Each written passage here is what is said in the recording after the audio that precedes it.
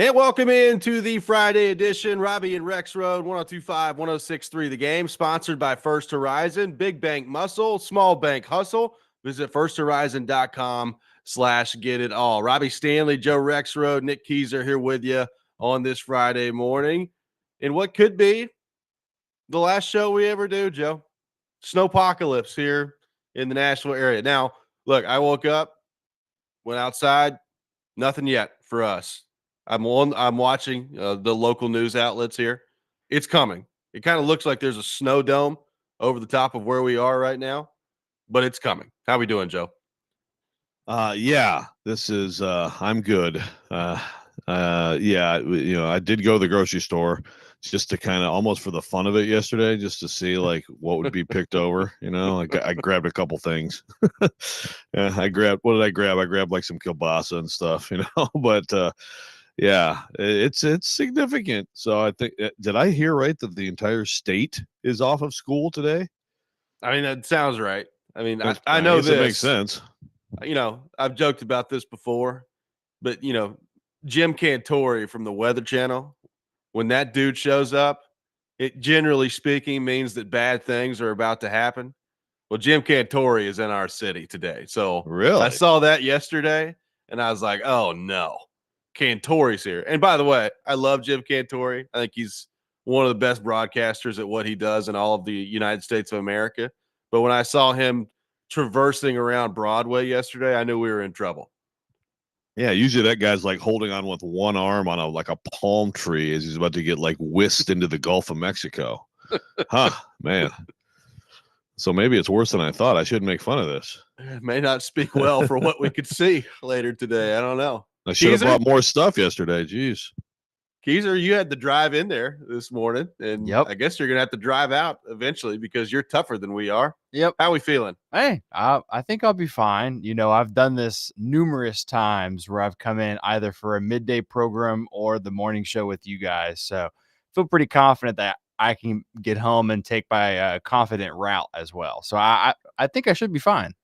Are you prepared, if need be, to spend all weekend at our radio station? Is that something that you're looking forward to doing? I mean, if I absolutely was forced to, could I do it? Yes. You just might need to maybe send me some food somehow, maybe. I don't know. But Okay. for the time you being, got a vending machine, pal. Yeah, that's true too. Yeah. Did you bring anything? Yeah, I mean, I have my breakfast and I brought a bottle of water just because. Well, but good, I mean, like a toothbrush, clothes? No, nothing like that. I mean, I got a blanket in my truck. But that's about it. This could get rowdy. It could get rowdy around there. I'll be all See right. how it goes. I'll make it home.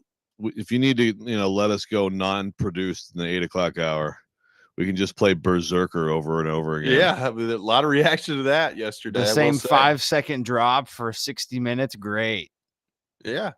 I mean, why not? I actually came up with some new verses. I'll try them out on you guys later. Oh, good. Is it any better than your Rex rap? Wow. I mean, that's a high bar. I don't know. I'll let you judge. Are you rolling down the street in a Hyundai Tucson? Oh, boy. That's a good one. Thank you. Thanks for bringing that up. We're due for another wrap here on the program. We will keep you updated as best as possible throughout the day on the snow as it moves in.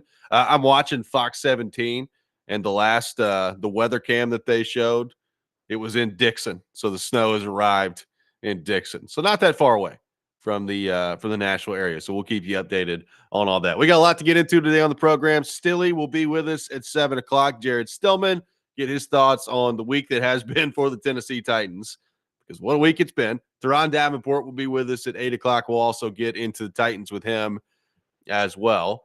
Joe, the news of the day yesterday, the hits just keep coming for this organization. What a week it's been. You're 3-14. You've got the number 1 overall pick. You fire the general manager.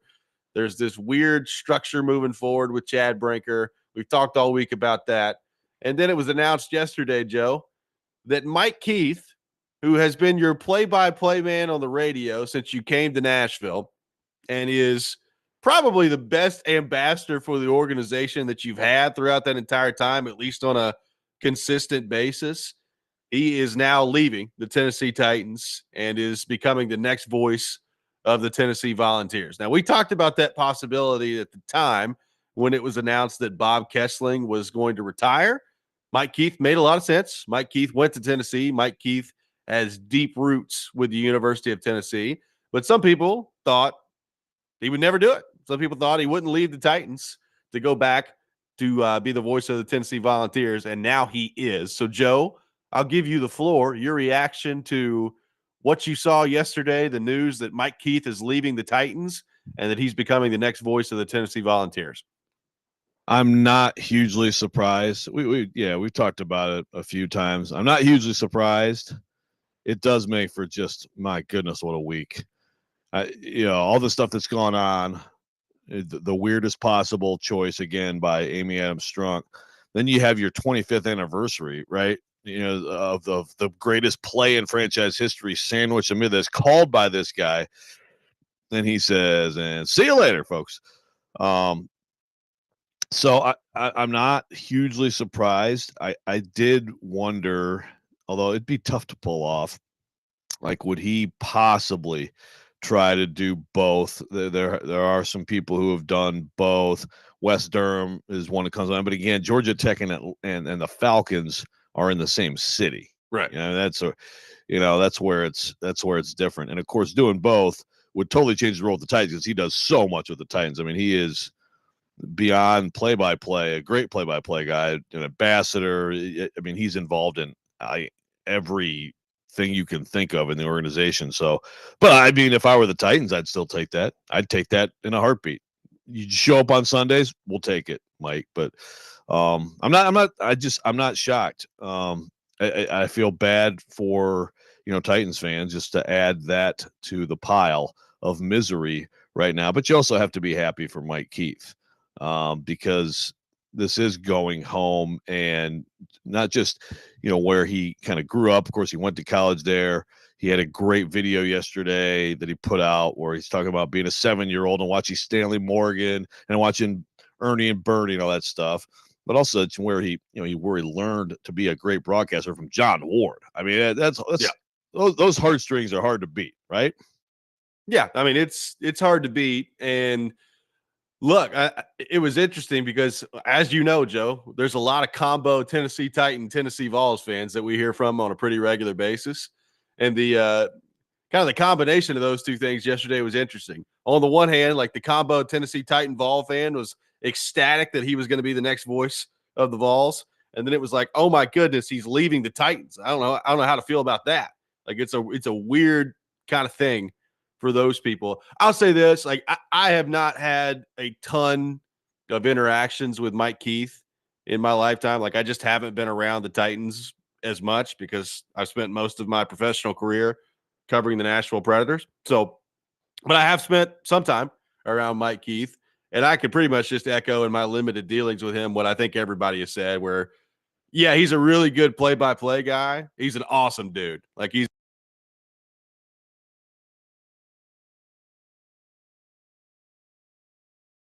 him. Joe, you know him better than I do, and I'll let you speak more to that. But, I've probably had, I don't know, anywhere from 5 to 10 conversations with him in my life, all of which have been very, very pleasant.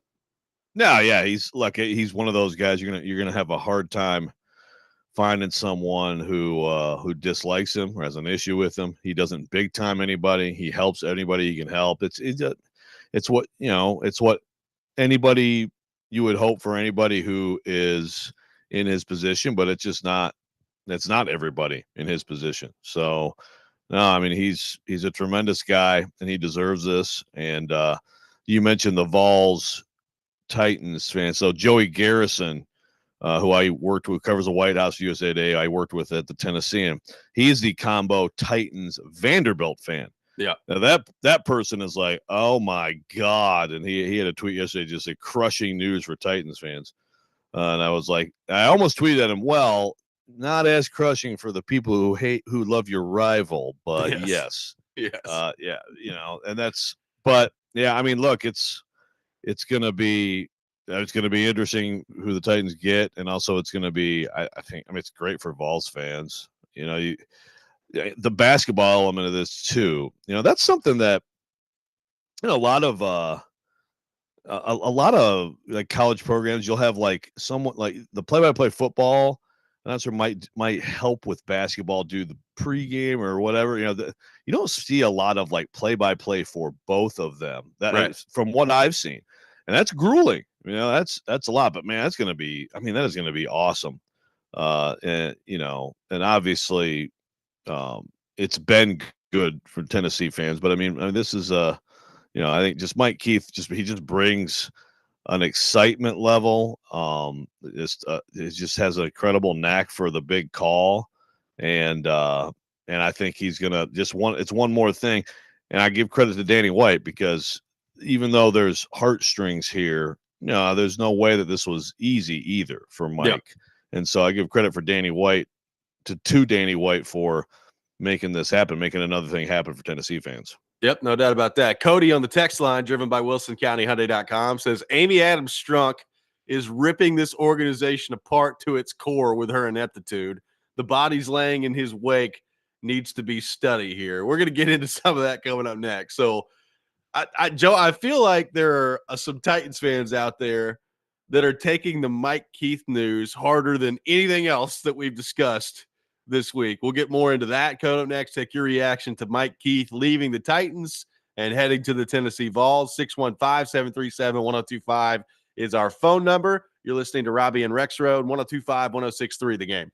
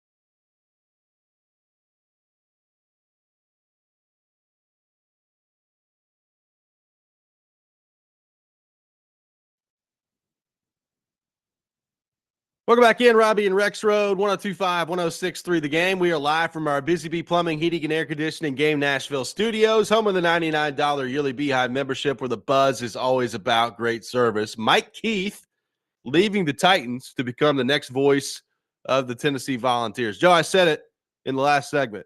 I feel like some Titans fans yesterday have taken this news of Mike Keith's departure maybe harder than anything else we've seen. That includes the 3-14 football season, the firing of Rand Carthon, the dysfunction of some of the organization. It's a tough week to be a Tennessee Titans fan. Like Chuck on the YouTube chat says, the only constantly good thing the Titans had is now gone, but looking forward to listening to him with the Vols here.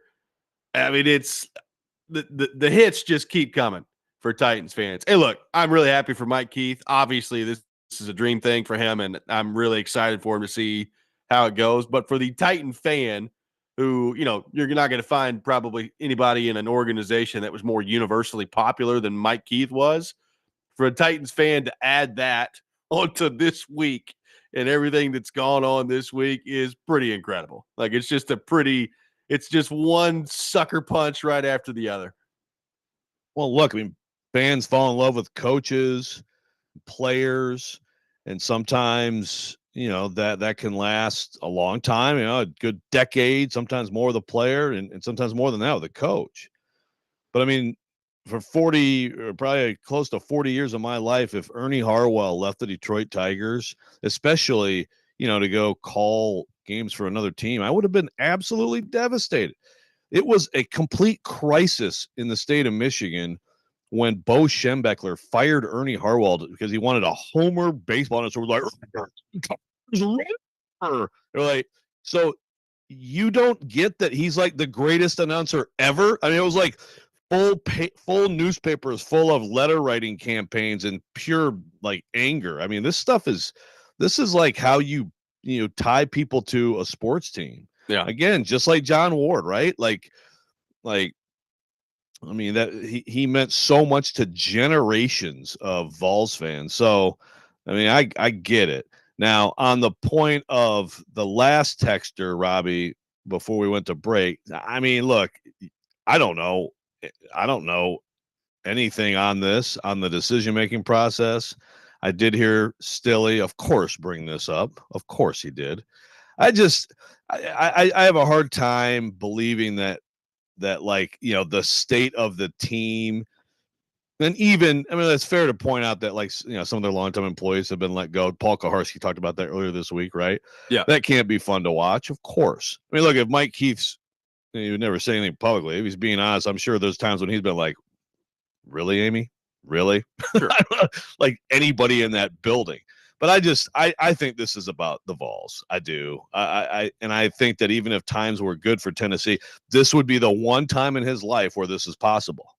And I'd be willing to bet that this could be a number one seed Titans of 3 years ago, and he'd make the same choice. Well, let's be clear. This is not a decision that was made this week. Like, this is this is clearly something that's been in the works here. Like, these things just don't come together this quickly. So it's not like he saw all these people get fired earlier this week and was like, well, that's it, I'm going to the Vols. Like, I think the decision was made well before that.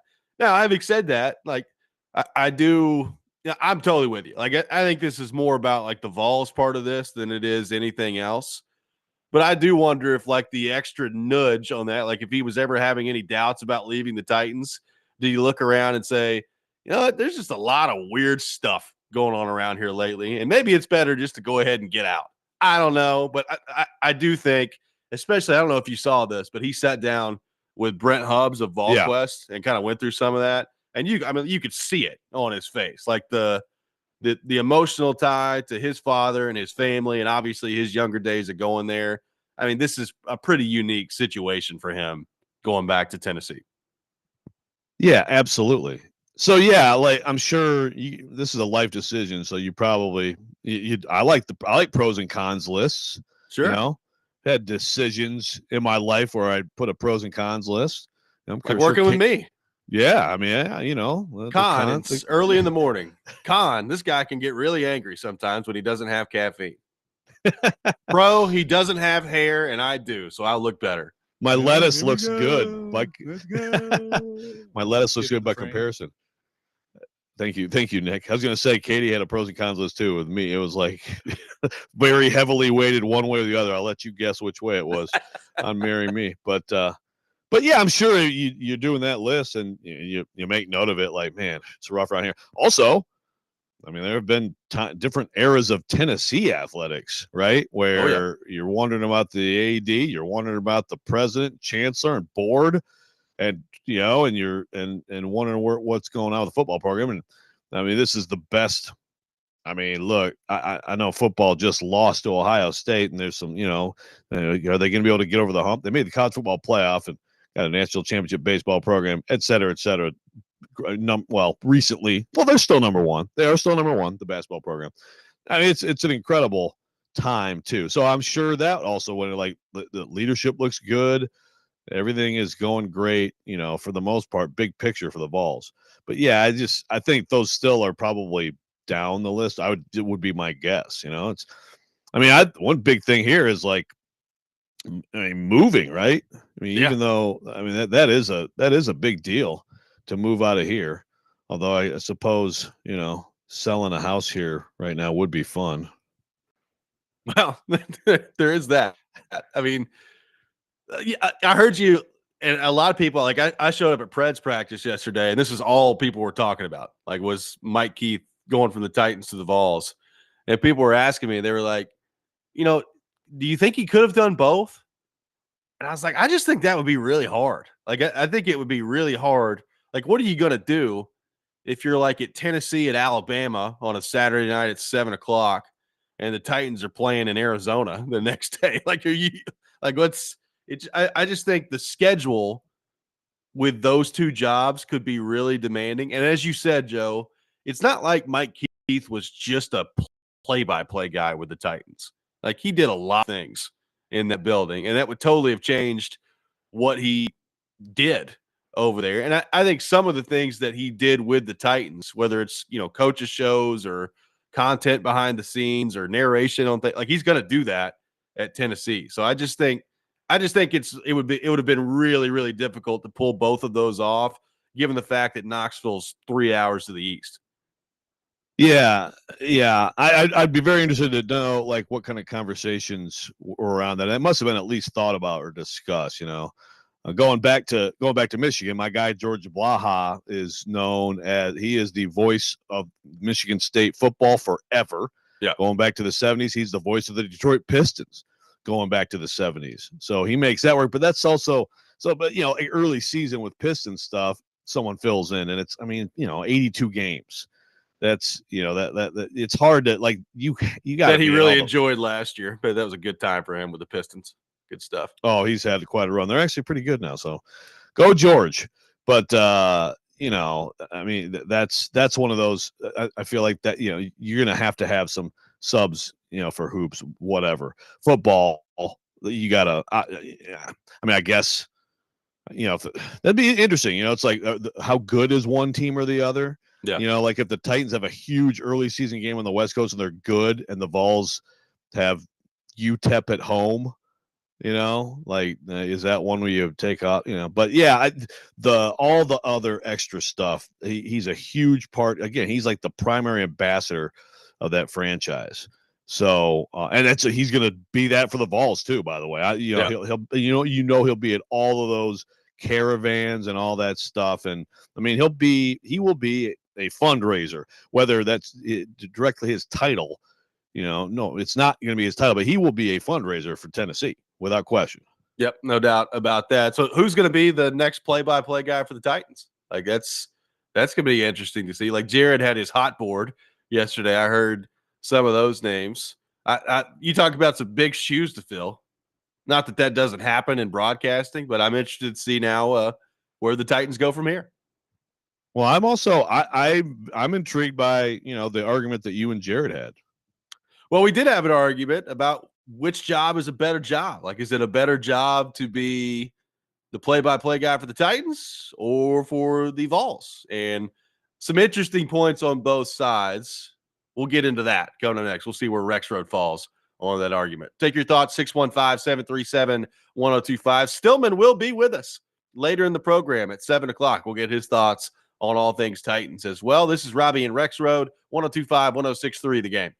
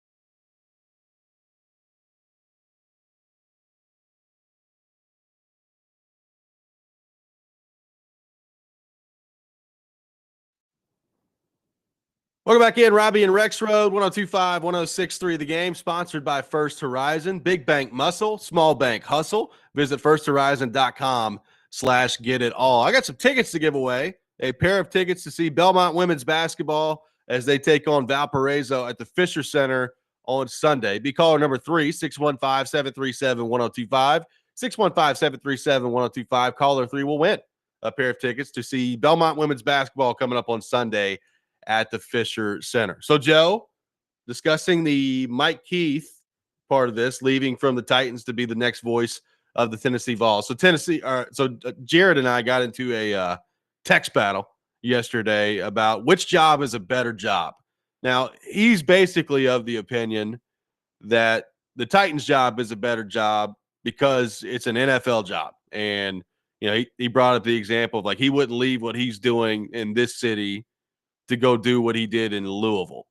And the fact that it's a pro job makes it a better job.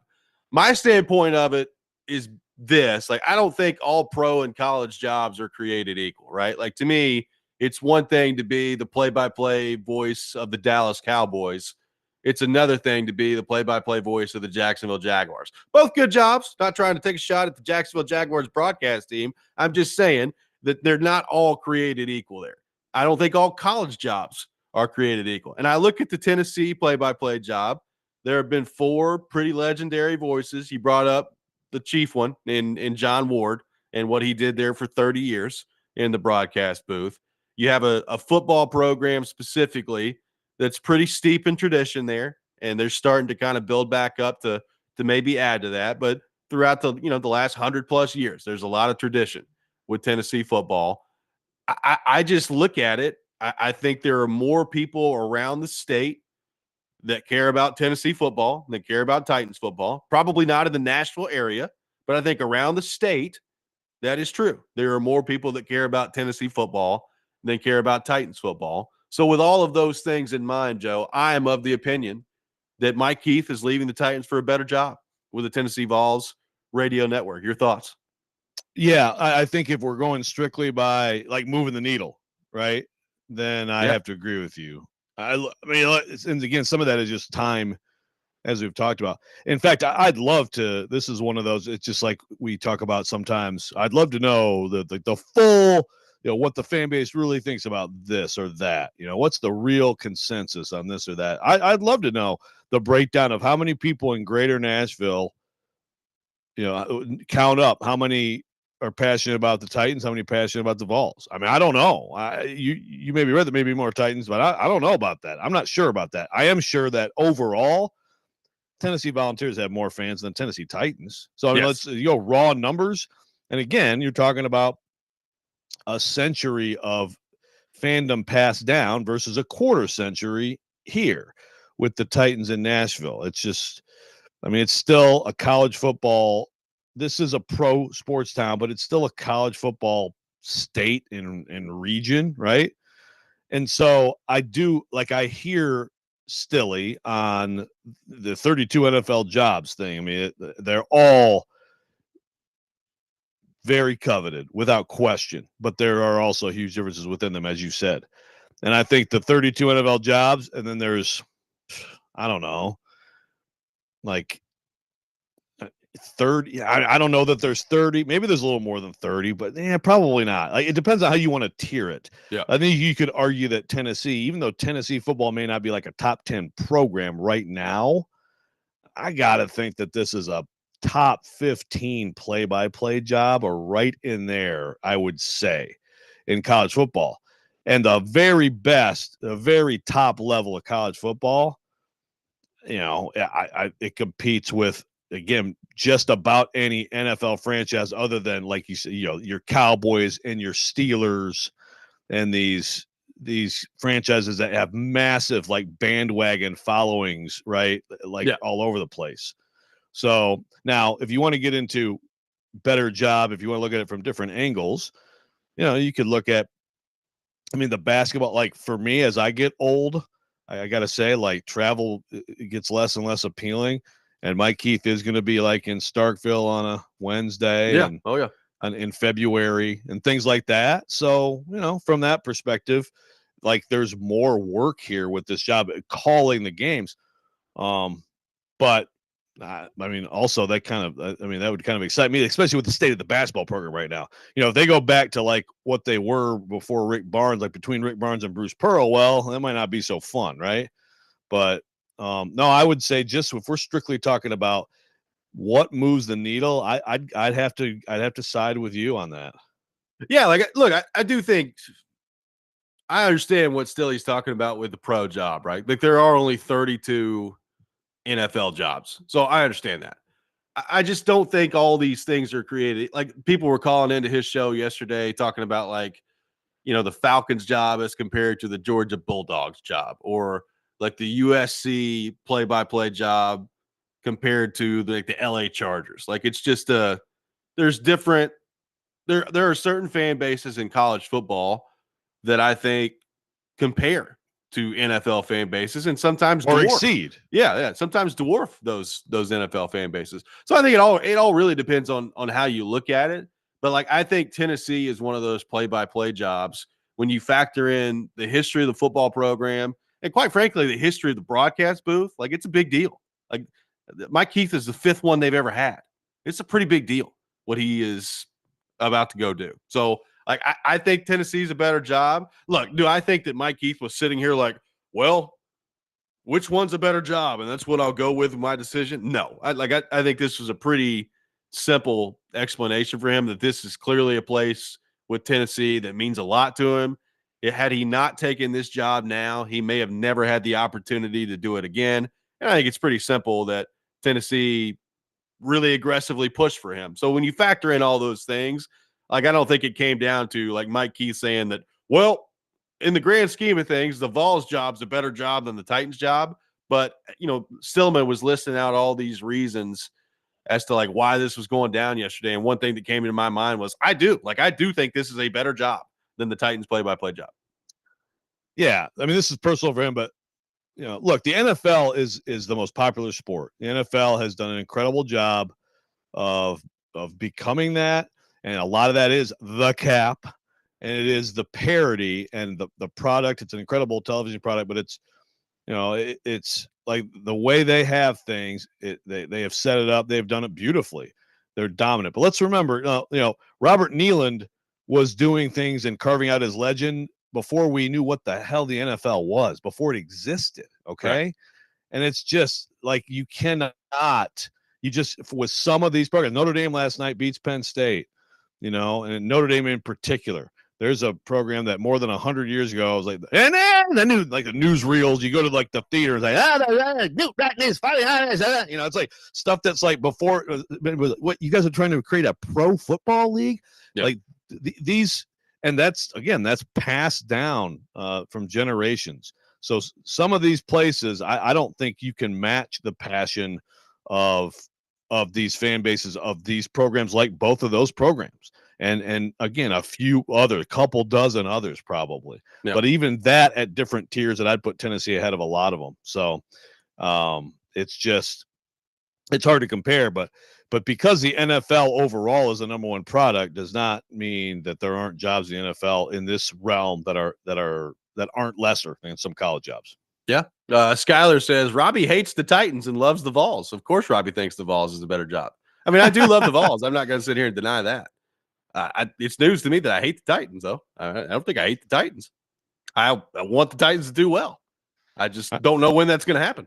I mean, the Titans should be hated right now. And again, not necessarily permanently, but like if there were ever a time for Titans to have haters, this would be the time. Yes. Ed says, doesn't an NFL broadcasting job give you access to more career progression opportunities?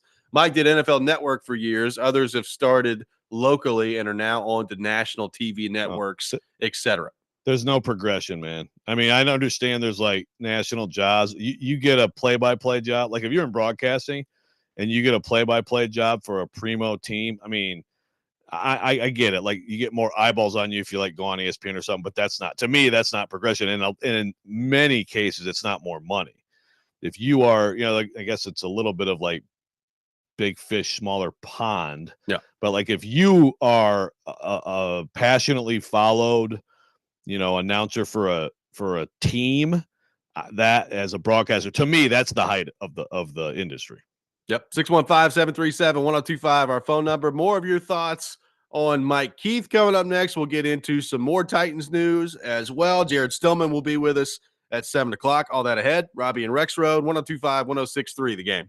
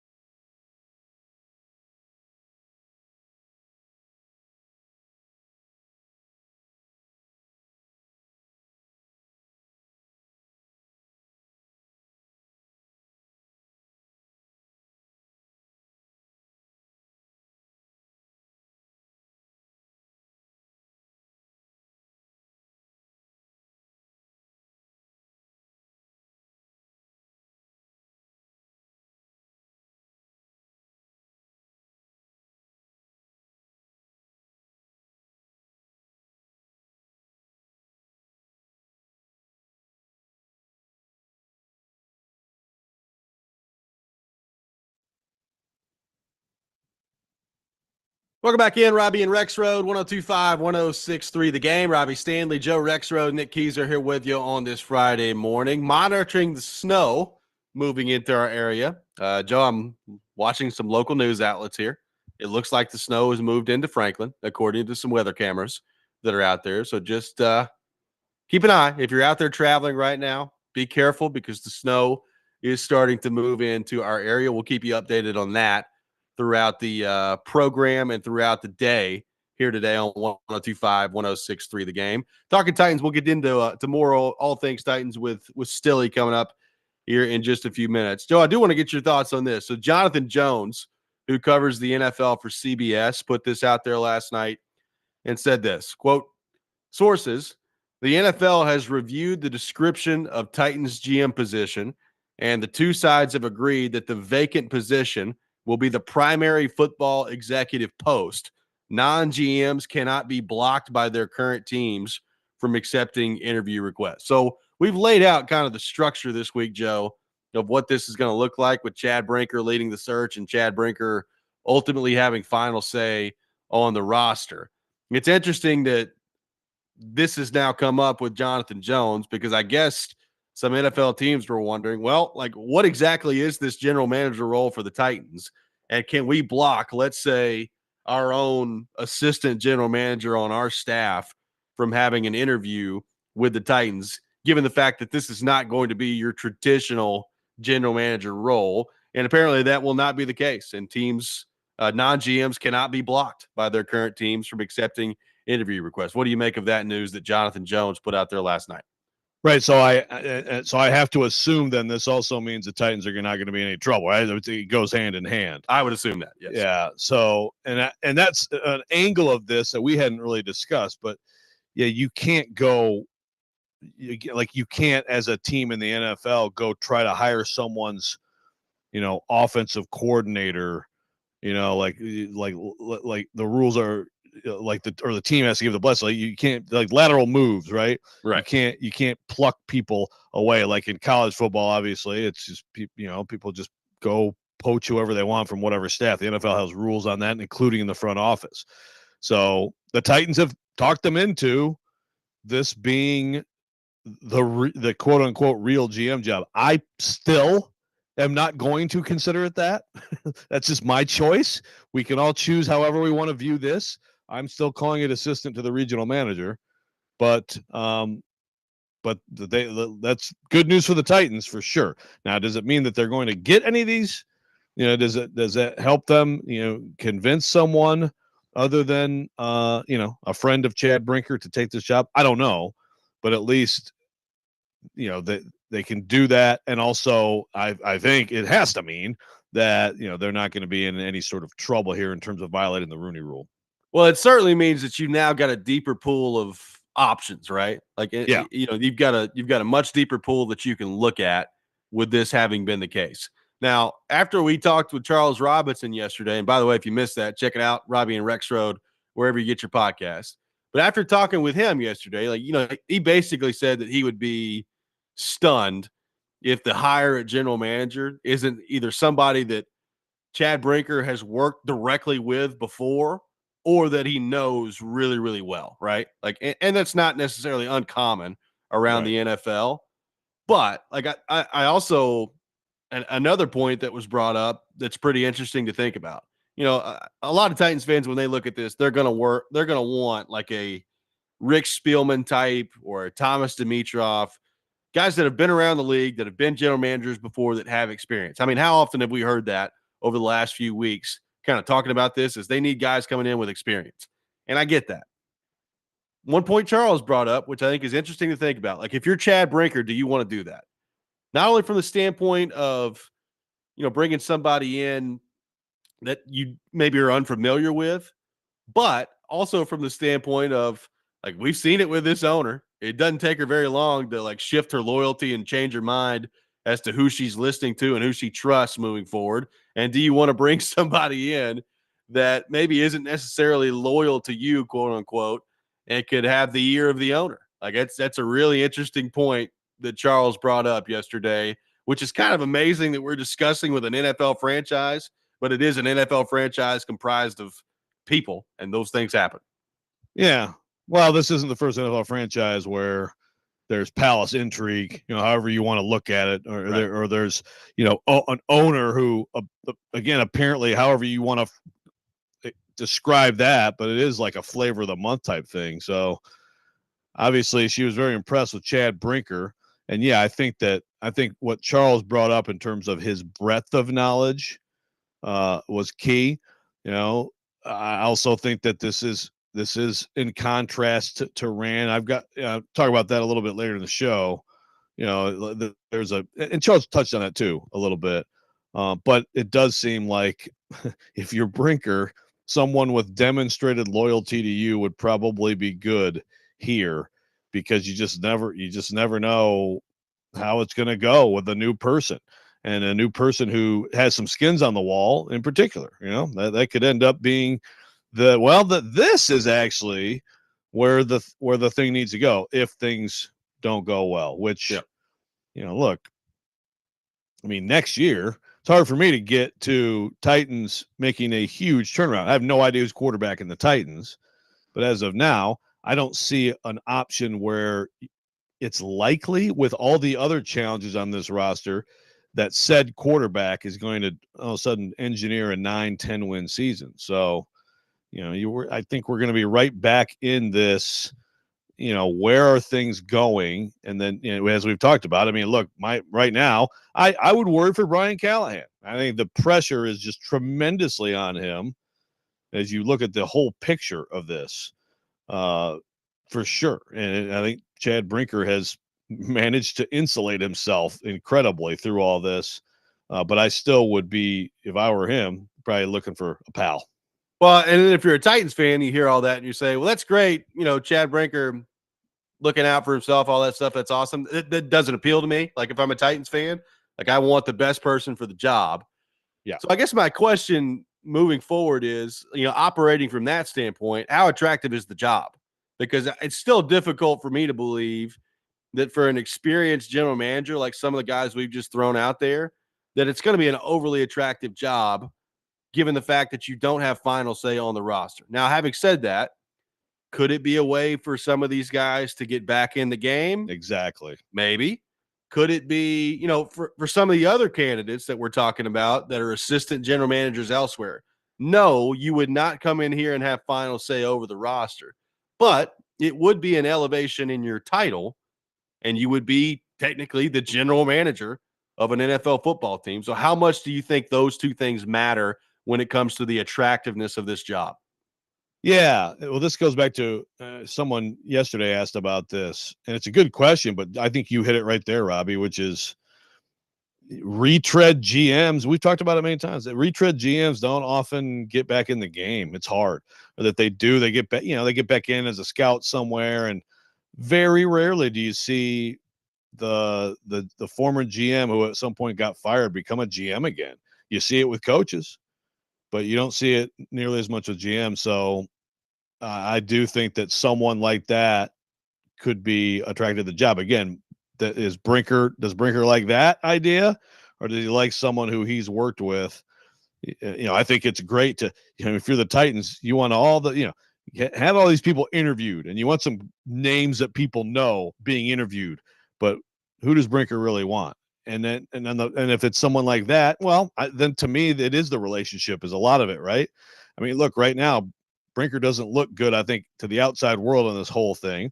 But if you are loyal to Brinker, have a good relationship with him, believe in him, well, then you could look at this as a step up and an opportunity for you. I'd also just still be hesitant because of the owner. Separate from Brinker, you still have to wonder about the owner of the team and what her next impulse might be.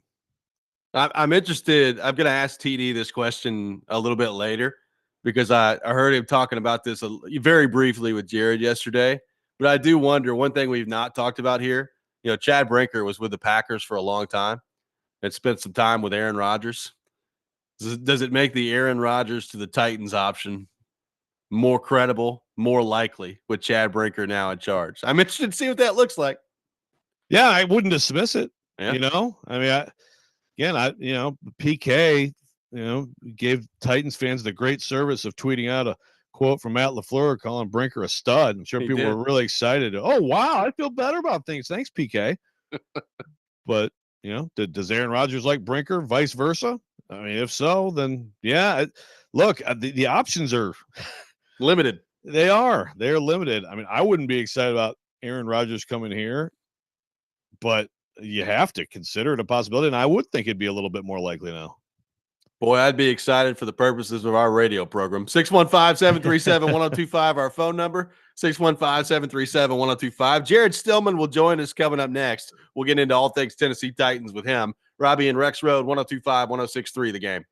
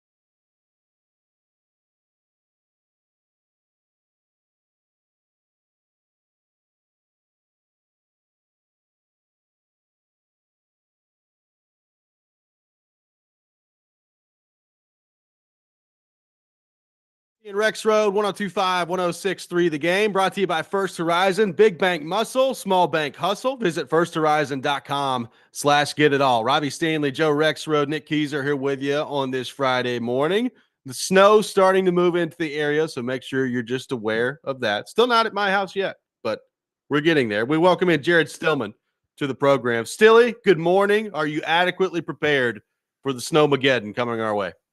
Yeah, I think I'm adequately prepared. I just want to wish you guys a happy Snowmageddon 2025. You know, we have usually about 1 week of snow a year, and I guess this is, and it always seems to happen like right around either the wild card round or the divisional round. Last year, our Snowmageddon happened during that wonderful Robby Packers playoff win against the Cowboys, and wasn't really clear until the following Saturday of the divisional round when the Texans played the Ravens. So I guess this is what's happening this week, although it should be gone by about Monday, Tuesday. So yes, I feel like I am adequately prepared for Snowmageddon, but I hope everybody out there stays safe. Yes, as do we all. So Jared, I want to start on this. So I think you have done a great job all week. Our station has done a great job all week of kind of highlighting where Titans are right now. So Brinker, I think, is pretty clearly trying to get the message out there that some patience may be required here, and that, you know, what they're trying to build moving forward and the model that they want to go to may require some patience. My question to you is, after being here for 2 years and being, to me, a huge part of what we've seen with this roster the last 2 years, do you think that he is in a position and has carved out a position where he's actually going to get that patience? Like, is Amy Adams-Strunk going to do that? Or is this going to be what we've seen the last 3 years, where he better put together a product that does some winning next year, or he's going to be right out of a job? Ooh, that's a really good question. So I have a kind of a controversial opinion about this. And look, I don't know Chad Brinker really at all. So this is just from what I've seen. I think Chad Brinker is a really good con artist. And what con artists are really good at is convincing whomever they're talking to, basically telling them whatever it is that they want to hear. So finding a way to get through to whomever the target of the con is in order to get that person to say, wow, you know what? This really is a miracle toothpaste that if I use, my teeth will be so bright, when really it's just the same as your typical Crest toothpaste. And I say this because I'm convinced Brinker has conned his way to the top. And so the whole draft, develop, retain, I think that's the new thing, because that's what Amy wants to hear. So he's telling her, hey, this is our new model. And she's like, oh, yes. And at the same time, it seems to me like he's probably setting up Brian Callahan to take the fall for what will be a bad 2025 season. So he would survive that if he can get her fixated on Callahan. And so big picture, yeah, it seems like in the musical blame game, if this team stinks again this year, then she'll turn her attention to Chad Brinker, because I think, as Joe adequately put it yesterday, Brian Callahan is really a pawn right now in this whole story. And it's Burke Nihill and Chad Brinker that are running the show. And so if the team stinks, they should be the ones to blame. And I don't give Chad Brinker a pass the way Chad Brinker's asking for a pass. Chad Brinker's acting like he got here on Tuesday. I mean, that he didn't say all those things about, yeah, Rand and I were just so aligned. We're like long lost brothers. We got this great plan. We're all working together. Or like Callahan said on Monday, that now Chad was involved in every decision. So, I mean, I hold Brinker accountable for how bad the team is. Not as much as Rand, but he's certainly up there. But he's trying to tell everybody that he has nothing to do with it, or trying to insinuate that he had nothing to do with it. Now, I don't view it that way, but I do think maybe Amy will view it that way. So I got to tell you, I think, as TD said yesterday on the show, Brinker's no dummy.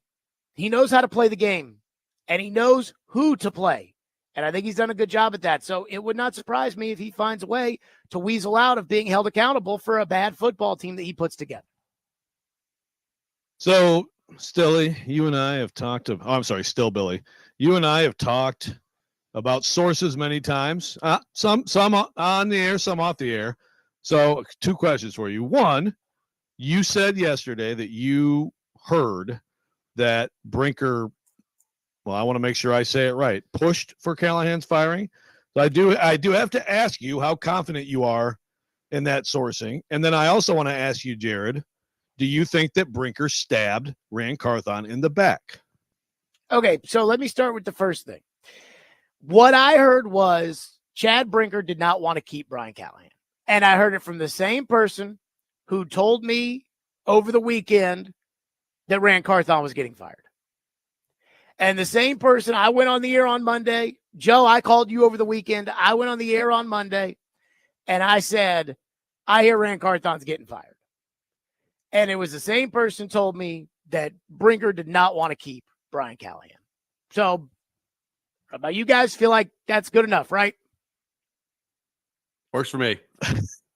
Rexrode seems a little bit more in depth. Well, Besides, we're a one-source show. Yeah, but And again, speaking of Jared, capital hold J on. journalism, But the one source show, one source is fine. It just can't suck as a source. Like it's not about the number; it's about the quality. And I get a little uneasy. Yeah, if it got it right, I know, but I get a little uneasy, Jared, when you say things like, I mean, this person has been right on some things before. I'm like, whoa, pump the brakes here. Because the sun's shining on a dog's ass and all these things, right? Like I get a little uneasy. I'm just saying. So I called you on Saturday and told you that Rand Carthon was getting fired. That you heard that, yes. And it turned out to be so. Okay. I give you credit for that, but I'm just, you do. I mean, we all know the difference though, between like this person's been right sometimes and there's no question this person has direct knowledge of whatever we're talking about, right? I think you've got Kaharski. I think you've got Kaharski, kind of warping your brain a little bit. Because Kaharski on his podcast carved out time to say that if you hear people say that he's carrying water for Chad Brinker, you shouldn't listen to them. And then he refuted the idea that Callahan or that Brinker didn't want to keep Callahan.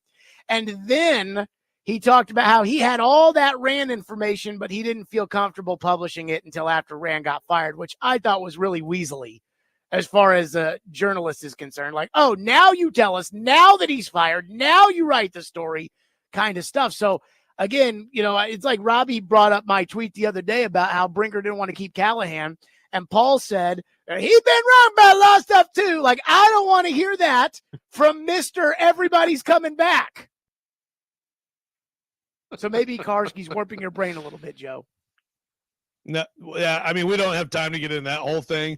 I do. Can I ask you though about the Rand story? I think you're misunderstanding. I think you're misunderstanding his point a little bit though about like if sources don't want you to. That happens a lot, but okay. Yeah, but can we? Okay, you can ask me a question. You still haven't answered my second question, but sure. Yeah, I think Brinker stabbed Rand in the back. So, okay. My big question to you is. Oh, by the way, Kaharski's report yesterday too was that the entire building outside of Anthony Robinson, who got fired, is happy that Rand got fired. As a journalist, Joe, when Paul says, I've had this Rand Carthon stuff for a while and I didn't feel comfortable publishing it while he was the GM until he got fired. Don't you find that a little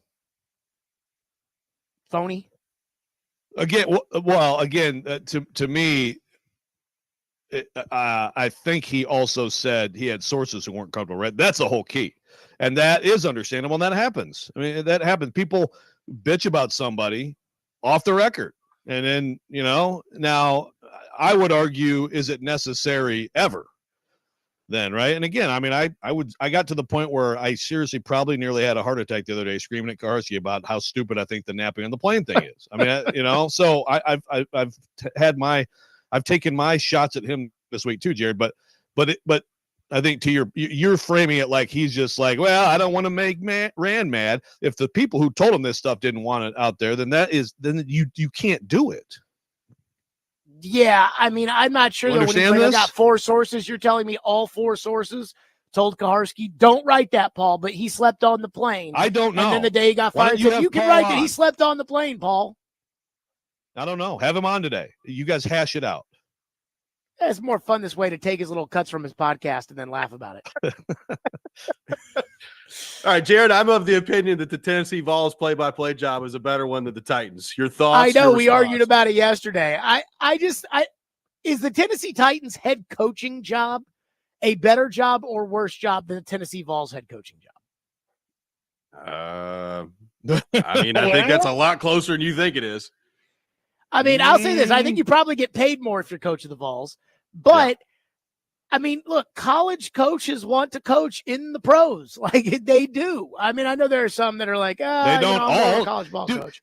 Nick Saban was like, oh, actually, you know what? Screw this. Yeah, I'll go get the best players every day and kick your ass. No, they don't. Nick Saban across said, the screw board. this because he didn't have a quarterback. If Nick Saban. Exactly. Right. If the Cincinnati Bengals called Nick Saban and said, we're going to fire Zach Taylor to hire you, I bet he'd take the job. Maybe. Are you what? No, stop. Because of the quarterback. Again, I'm just saying that not all pro jobs and not all college jobs are created equal. I don't Exactly. think I just I don't look at think it it's like a blanket like there's 32 of these. I don't think like the Dallas Cowboys play-by-play job and the Jacksonville Jaguars play-by-play job are not the same thing.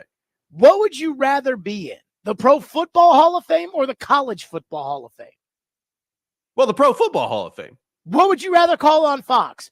College football or pro football? What's the game? You can either be the number 2 Fox college guy like Jason Benetti, or you Okay. can be Kenny Albert doing like the 4th Fox game every week. Jared, Well, how many Titans fans are there in the world? How many Vols fans are there in the world? But see, I don't think that. Who cares? Like, why does it matter about there You don't being think more the numbers Vols matter? fans? Oh, all of a sudden the numbers don't matter. It's the NFL. Uh-huh. It's the NFL.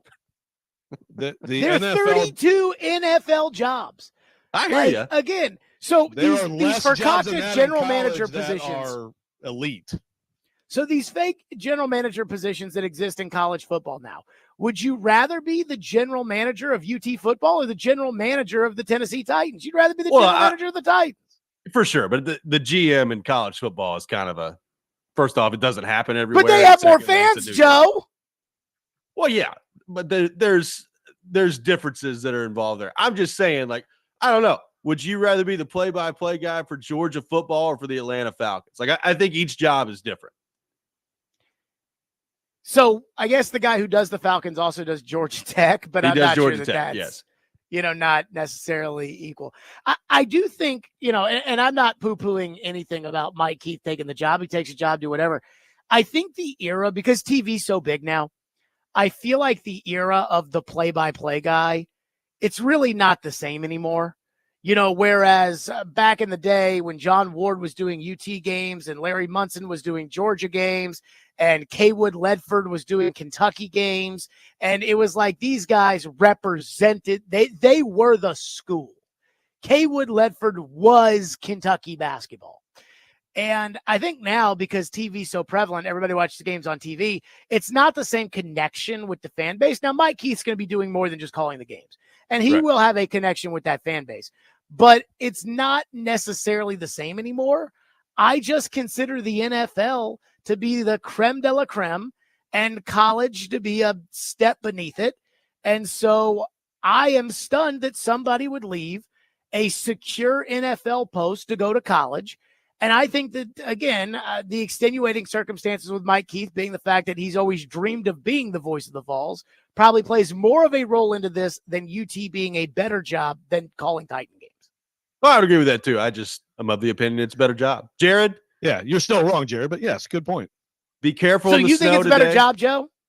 Yes. And you think that Kaharski was journalistically honest by holding back his Rand Carthon piece? I mean, I just explained to you how I look at it. Do I need to speak slower? You want me to say it again and speak slower this time? And You can go back and listen to it, okay? I would just like to state for the record that Charles Robinson said on your program yesterday that Chad Brinker was running the Titans. What happened, Joe, to Chad Brinker's like Steve Underwood of the Titans? What happened to that? Okay, what? I don't know. I don't know, Jared. You can say I was wrong, audio? Jared. I was wrong, Jared. I honestly have no idea what you're talking about. I'm sure you can find the audio. Please play it later and bash me. Robbie I Stanley. have no. Tell me, Robbie. Do what you are guys remember talking about? when I don't know Chad what you're talking Brinker about on this one. when Chad Brinker introduced Rand Carthon and Brian Callahan at the pre-draft press conference? I said, "Who is running this team? Why, if Brinker works for Rand, which some people were trying to tell us, if Brinker works for Rand, why is Brinker introducing Rand?" And Okay, Joe I'm said, with you "Of course, Stilly went crazy on this. Brinker is like Steve Underwood." And I was like, "No, he's not. He says he watches tape every day. That's not what Steve Underwood did." And Joe was like, "No, that was just an administrative position. That was a no. Then Charles comes on the show and says, "Oh, yeah, Chad Brinker was running the Titans." And Joe says nothing. Crickets. I mean, I just was screaming at Karski about that. Jared, before, I whatever, apologize for Oh, being wrong about Brinker's position, and you were right. We'll do a special on this Apology this station. If you want accepted, apologies, Joe. If you think it's important for everything you said at a It's too certain late time to period apologize, to be Joe. wrong. No. We're gonna do a special, like a celebrity holiday special, in which Jared Stillman apologizes for all his horrific takes. Do you know how long that show would have to be, Jared? Do you know? We'd have to take the entire day. We'd have to take up every single time slot we have for you to apologize. So don't start this crap with me. Don't make this about me, Joe. I'm just I know. asking for this one specific apology. And I don't you even know can't what you're do talking this. about, but I'll believe you. You can't look in the mirror Okay. and say, "You know what? Jared was right and I was wrong," for the umpteenth time. Okay. Jared, have fun in the snow. We'll talk to you later. Gentlemen, be safe, everybody out there. We'll see you at 2:00.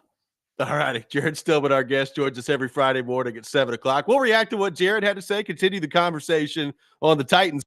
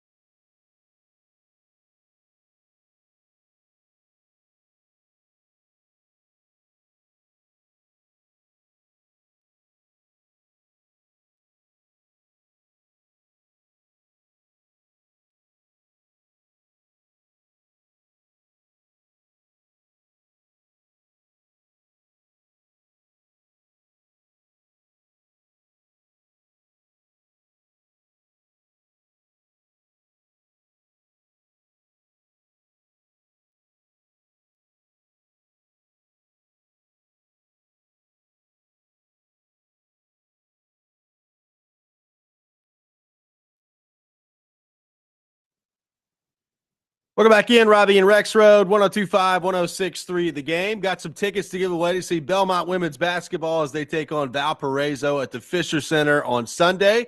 The caller 3-615-737-1025, 615-737-1025. The snow has started to move into our area, so if you are out and about, be as cautious as you can be and prepare yourselves for a long day here. Looks like we're going to be seeing a lot of snow today. Some projections have thrown out there that could see 3 to 5 inches in some spots. From other spots, it could be up to about 7. So just make sure you're aware of that as the day goes on today. Taking your thoughts on the Titans, 615-737-1025. Joe Rexrode has some more information on the Rand Carthon firing, which we're going to get to here in just a few minutes. We'll have the Rex Rant with Joe Rexrode at 7:45. TD will be with us at 8 o'clock. Joe, I'm interested for your take on the question that I asked Jared. You know, Brinker's out there preaching patience, and now this could take some patience here. Do you think he's actually carved out a position where he's going to get some of that, or is this just going to be as simple as you better do some winning next year, or this whole thing's getting turned over again? It's a great question, and you're asking me to read Amy Adams Strunk's mind, and It's hard to do. I cannot. I can't even remember random things that Stilly brings up from whenever I apparently said them. So I certainly usually I can't have a read pretty her good mind. idea of where he's going. I did not follow there.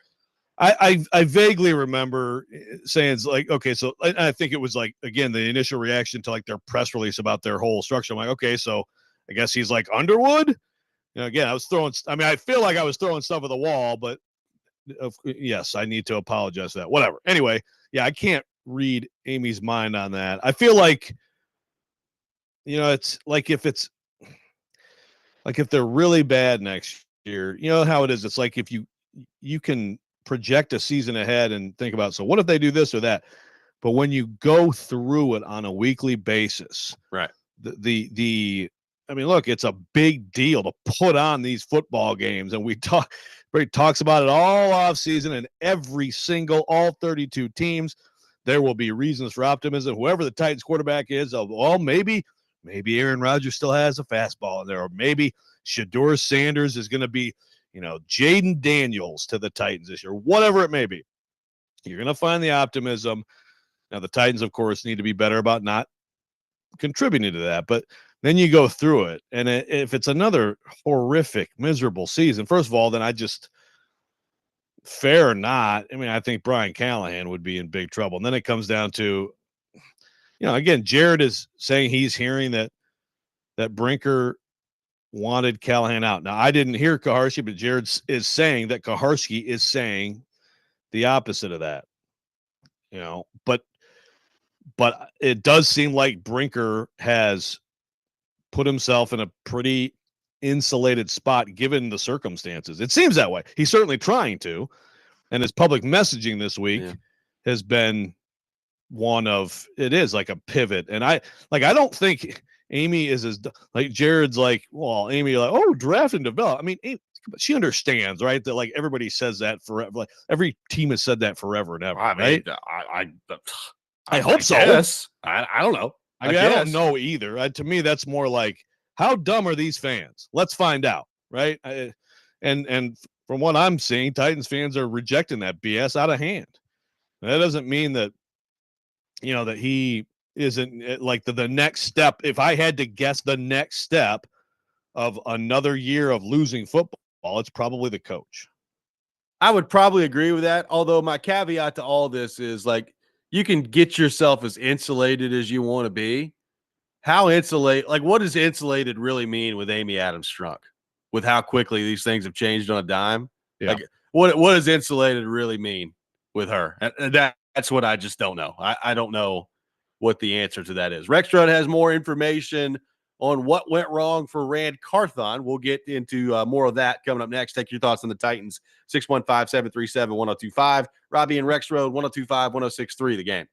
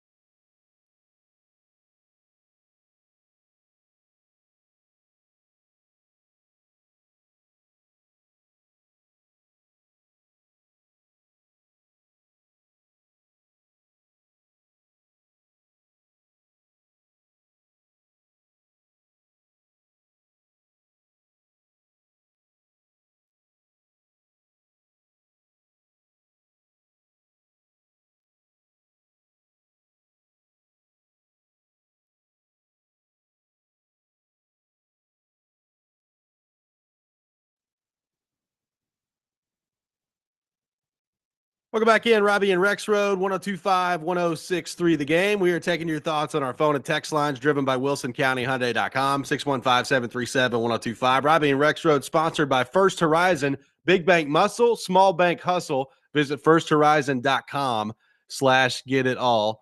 Joe, real quickly, some breaking news that I think is going to floor you in the world of football. Abdul Carter has declared for the NFL draft. Yeah. There's a big shocker. Yeah, if anybody watched that game last night, he looked every bit a top 5 pick, playing with a bum shoulder.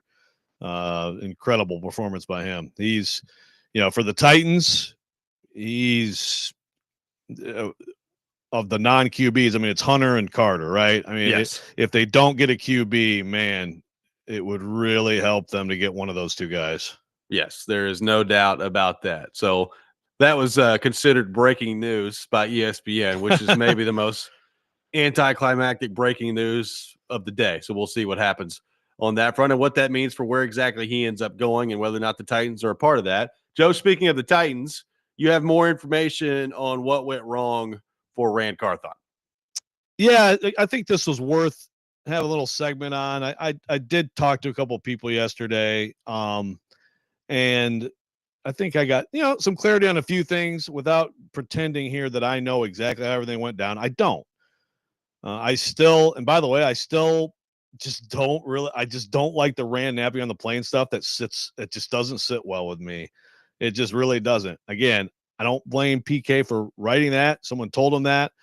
I think it's a cheap shot, but I will say that, I think that I come away from yesterday thinking that there are definitely some people who worked under Rand who were not happy with him and not impressed with him. Again, this is huge breaking news. No, but I'm just saying this is something that I heard, and I think he didn't do a good job of communicating at times, which goes along with, again, just getting the job, getting it. The various aspects of being a general manager in the NFL. I know for a fact that he didn't get the media part of it. He didn't get it. And he did a really poor job of doing basic things that you got to do in that job. So I guess this kind of goes hand in hand with that. But also I think he did a poor job of communicating the other way. And as we've talked about a year ago with Vrabel, yeah, I mean, look, I don't know exactly how that works. I mean, like, do people have the freedom just be like, text, hey, Miss Amy, I got a question for you. I don't know. Or do you have to wait for the official meeting that Berg Nihill sets up for you? I don't know. But I don't think the communication was great that way, especially relative to Chad. And so, one big thing here is you could look at this whole thing, Robby, like Chad gradually entrenching himself and setting himself up for this whole situation, and including, Rand getting ousted. But I come away questioning whether there was active backstabbing in the process. Now, Jared said he does think so, but does he think so, or was he told that? Right. And here's the thing. And this is, I think there's a feeling in the building that that's not the case here. If that's not the case here, well, again, let's review. Initially, when John Robinson got fired, I think there were pretty much that question to in some way was presented to Vrabel at the presser. And after a few days, I was like, yeah, I don't think that's what this is. Now, I think that Vrabel and Robinson had some disagreements, and so she chose Vrabel, but I don't think it's because Vrabel backstabbed John Robinson. And I don't think Rand Carthon backstabbed Mike Vrabel at all. I really don't. I mean, so this would be the pattern of, Chad Brinker kind of sitting there and like, oh no, they're firing Rand. Now, again, what he did still served to create the situation, right? Yes. Can you blame someone for being a climber and for being a smooth talker and for elevating themselves? No. My biggest issue, again, with him is this whole thing. It's just like the day of this firing, you have all the BS spewing out and going out to whoever will listen, and please, media, carry my water for me. I mean, that still bothers me, just like the Rand on the plane stuff. But I just, at this point, I feel like this is more that she chose him than he, said we got to get rid of Rand. Yeah. Okay. That's first off, that's interesting.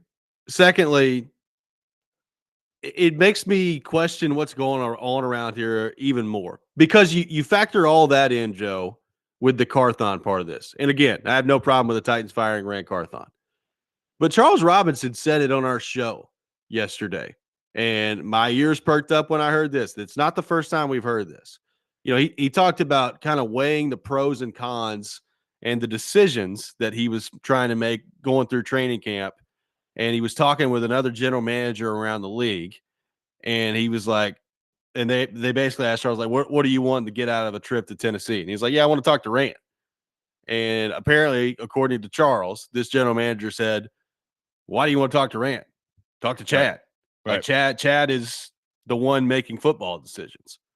So apparently around the league, Diana Rossini put that out earlier this year too, right? The decision maker. The decision maker. Yeah, the decision maker, Brinker. Yes. So apparently around the league, the perception was that Chad Brinker was the one running the Tennessee Titans. And if that's the perception around the league, that has to tell me that there's some reality to that and that Amy knows that. So again, why are we here? Yeah, I know. Now, look, I can, as far as the whys ran out, well, if you hired Rand to be the general manager and he got passed by this guy, or you didn't trust him anymore to have, to be able to do that, then I understand why he's out. But it also leads to, I just go back to the statement where she talked about being uncomfortable with the direction that they were headed. It's like, well, if this guy was the decision maker with the way that you were headed, he's dictating that. Still here. What are we talking about? I know. No, exactly. I mean, again, this stuff here, it all winds back to her and how you perceive this and how is this your decision? Like, I guess someone has to pay. You feel like there's got to be a pound of flesh. Maybe it's that simple. I guess. But again, if you truly don't like the direction things are going in, and all these things keep coming back to, well, Brinker certainly was at least an equal partner, then how the heck is he where he is right now? It really is incredible. Yeah, like I don't get it. And again, like, if that's the perception around the league that Chad Brinker was in charge here, well, what's really going to be different moving forward? Like, I understand Draft and develop. Yeah, like I understand that he and Rand, I don't think that Rand just showed up and didn't do anything. But how much different is it really going to be if he's really been the one that's been calling the shots, at least for the last year, right? Now, again, I do think, generally speaking, it's good to give your people some time to work and to operate and to see if they can demonstrate that they've got a clue. And has Chad Brinker had enough time to do that in this new role that he's been in? Maybe, maybe not. I don't know. But we were having that same discussion about Rand Carthon, right? Like that was the discussion about this group as a whole. Is, have they really been given enough time here to demonstrate that they know what they're doing? Like, this would be one thing, Joe, if Rand Carthon was clearly the decision maker, he clearly had final control of everything, he was the one in charge, you decide to move on from him, and Brinker, while being his right-hand man, now gets an opportunity to be the decision maker. Like, that would be one thing where you're looking at it and saying, okay, well, maybe he does deserve a little bit of rope here. But it doesn't really sound like that's the case. Like, everybody around the league thought he was in charge. Yeah, I just don't buy that at all. No, I don't. And again, again, credit to Zach and PK, his previous reporting, and you for bringing it to the show yesterday. I mean, you read the details, and of course, in the aftermath of the Snead trade, everybody wants to say, me, yay! Let's tell you how it all went down. Well, the problem with that is, like, there's no way you can look at that, read that, what people said, and all these circumstances of that trade, and think it wasn't spearheaded by Chad Brinker. If that's the worst move, which right now, and we'll see with Snead coming back next year, and that's TBD. He's got to be back and great next year. I have serious doubts he will be either. but especially the great part at this point. Yeah. If that's the worst move, and we know what we know about that, then how does Brinker not primarily blame for that, or again, at least equally blame for that? It's, again, we do. I mean, it's Friday, and we have talked around this in circles a lot, and it keeps coming back to let it keep going or fire everybody. Yeah, exactly. 615-737-1025, our phone number. Teron Davenport will be with us at 8 o'clock.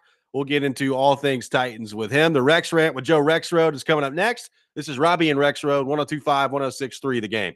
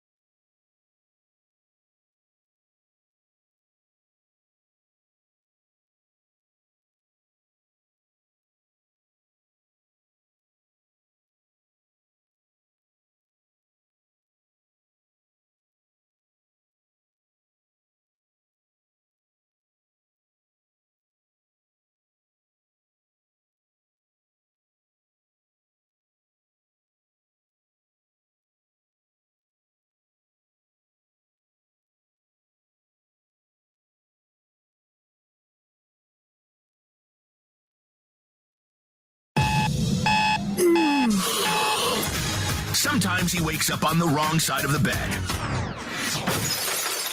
And sometimes he's just, well, Joe. Awkward moment. Let's do it. This is the Rex Rant, now on Robby and Rexrode. Rolling down the street in a Hyundai Tucson. Wonder why you married a two. Laid back with your mind on your hubby and your hubby on your nerves. Rolling down the street in a Nissan Sentra. How come you always have to pick up the food? So whack. Been a while since we heard that one. It is that time of the day. Time for the Rex Rant with Joe Rexrode. Joseph, the floor is yours after that beautiful introduction. Sadly, I do remember that. I don't remember saying that Chad Brinker would look awesome with Steve Underwood's mustache, but I do remember that. My goodness. Thanks, Nick. I hope you have a nice drive home, Nick. You're welcome. And thank you. So I just want to, I feel like I just want to touch on this today and comment quickly, and we can move on. But we didn't talk about Frank Wycheck yesterday, and for people who missed it, his family put out the results, or we may have mentioned it. I apologize if we did, but didn't talk about it much. I mean, his family put out the results of the study on his brain. Then he had stage 3 CTE. Stage 4 is the most severe. Stage 3 CTE, it can lead to dementia, memory loss, depression. As anybody who's followed the Frank Wycheck story goes, and Kaharski, by the way, done a really good job over the years of kind of chronicling this. And of course, he was good friends with Frank. Yeah, it's a terribly sad story. And I just, there's statements from his daughters in this. And I think the one big thing that stands out to me is, this is from Madison Wycheck Knowles' daughter. She says, quote, my hope is that increased awareness, research, advocacy for player safety, we can help fellow families of minor and professional athletes continue to thrive, not only during their careers, but after playing the sport they love, so they can continue to share their legacies with generations to come. It's a reality of football, and I very much hope, this is why, I get it. Like some of the rules in football now are, God, this is soft compared to the back in the day. But I mean, you look at a situation like this, and it's like, I don't think that player safety can be made too important. I just really don't, and if you want football to continue, then it has to be taken very seriously. And sometimes I still don't think it's taken seriously enough. It is way better. There's no doubt. I mean, you go back and watch a football game from, again, like my first 40 years on this planet, 35, 40 years on this planet, and just head-to-head blasts were just about celebrated, and I think I've told the story probably on here. Like my first day of rocket football in Marshall, Michigan in 4th grade, like the first drill the coach did seriously was throw a ball between two players and try to get them to bang heads with no helmets on. I'm not kidding. But that's how, that's just how, set the tone.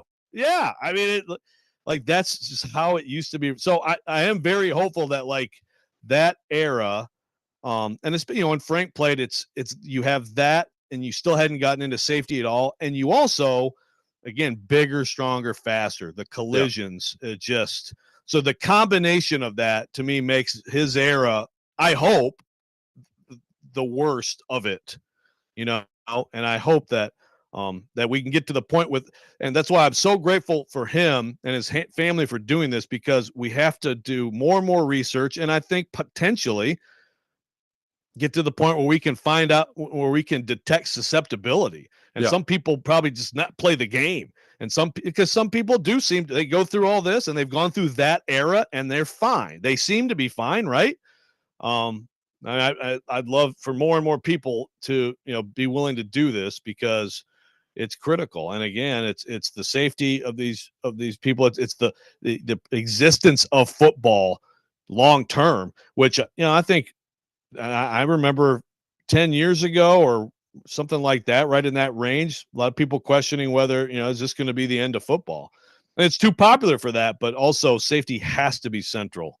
And I'm, last night watching these college football teams, some of these teams are looking at 17 games in a season now as we talk about player safety. So, I mean, it's always the push against the dollar against the safety. And I said that would make this short, and I'd continue to ramble on, Robbie. So please jump in. Well, first off, I just want to read a couple of graphs from Kuharski's story on this, because as we know, and as we've discussed with him, Kuharski and Wycheck were friends, and he's got kind of a unique perspective on this. But I do think this is worth kind of reading here, because this is the news that we found out yesterday is something that Frank Wycheck expected for a while, right? This is the lead of Kuharski's story.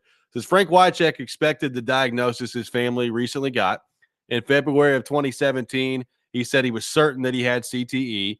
Thursday morning, his family announced that Boston University's CTE center confirmed Wycheck's brain tested positive for CTE stage 3. Stage 4 is the worst.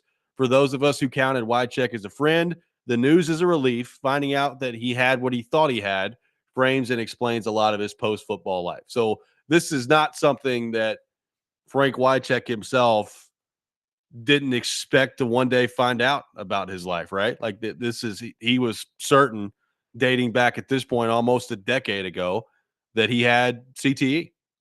Yeah, no doubt. And I remember, like when I got to town around a decade ago, used to listen to their show, and then there'd be times when he'd be, have to take breaks and be absent and things like that. And it was kind of, something that was sort of talked about then, and you hoped the worst wasn't the case. But again, it's people should be really grateful to him for being willing to, to think of others on this, and for his family to be willing to share this, because the more information, the more people willing to do this, the better. And again, the NFL has to do right by these people too. I mean, it's printing money. It is printing money. These billionaires who own these teams, they are printing money.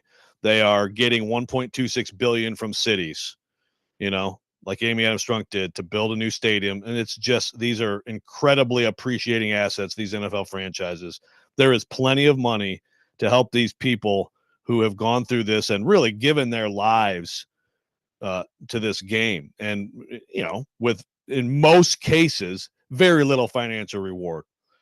In Frank's case, he had a very successful career. I don't know what his career earnings were. Successful career, but in most cases, not huge financial rewards. And this league needs to do a better job of doing right by these people. 615-737-1025 is our phone number. Coming up next, we'll be joined by Teron Davenport, ESPN NFL Nation Titans reporter, host of Talking with TD. We'll get TD's thoughts on the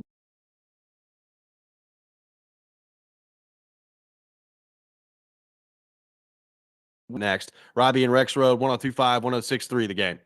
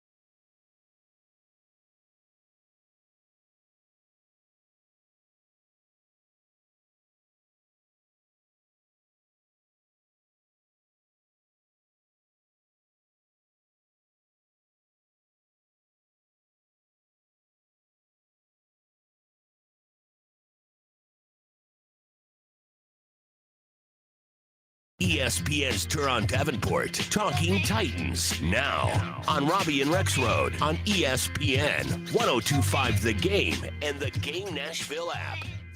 It is that time of the week. Time to go to our 1025 The Game phone line, driven by WilsonCountyHyundai.com. And welcome in our friend Turon Davenport, ESPN NFL Nation Titans reporter, host of Talking with TD, host of Jake and TD. He does it all. TD, been a heck of a week. Thanks for taking time to be with us this morning. How's it going?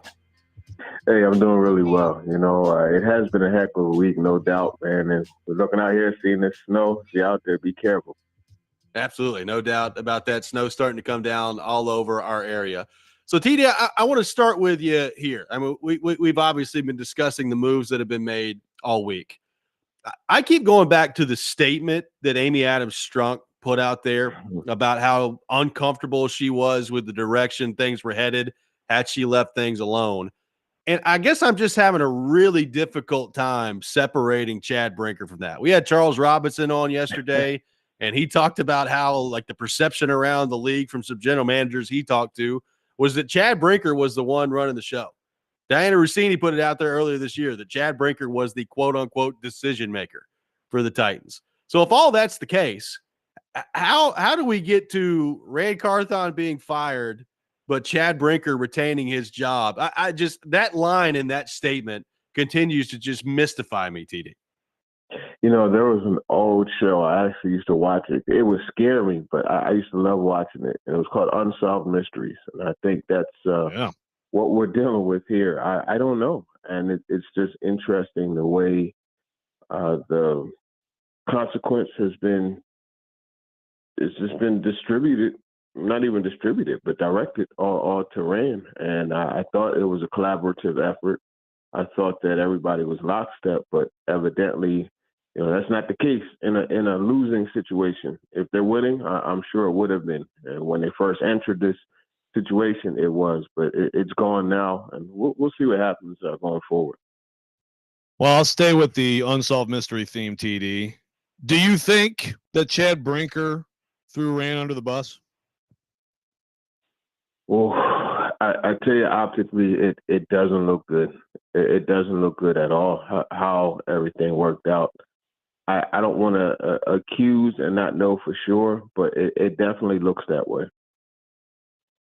Yeah, and to that front, I mean, look, we've had discussions, as you know, for weeks here on the show with you, with everybody, about like the path forward here.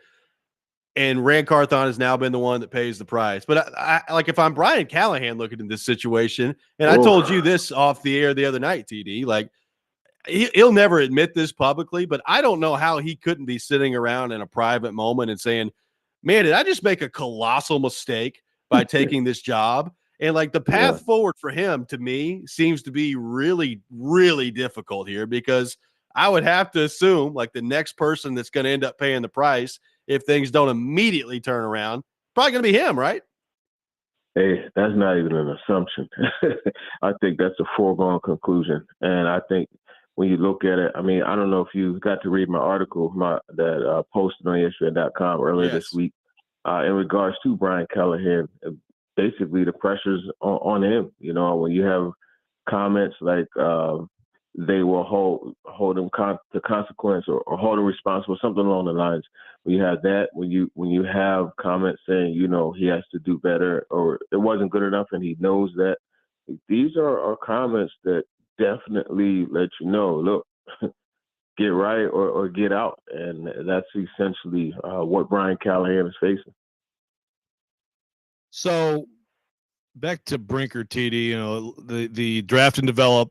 I mean, he's, I mean, to me, he's obviously, you kind of go on a immediately in the aftermath of this, you go on a sort of a PR campaign, and he wants people to, it sounds like he's campaigning for patience, but also, you know, talking about this draft and develop, which I don't know, to me, and I'll go back to like, even like the vision stuff that Rand got, you know, nailed for last year. I mean, to me, it's like, isn't the vision for everybody to like get good players and win? I mean, I don't know. Like, I just, sometimes these things get really goofy, but I do think it's also wild that Brinker is kind of selling this draft and develop thing like it's this new idea. Do you think that there is a shift at all in how they're going to? And I know we don't know. I mean, they're trying to hire someone now to be the air quotes GM.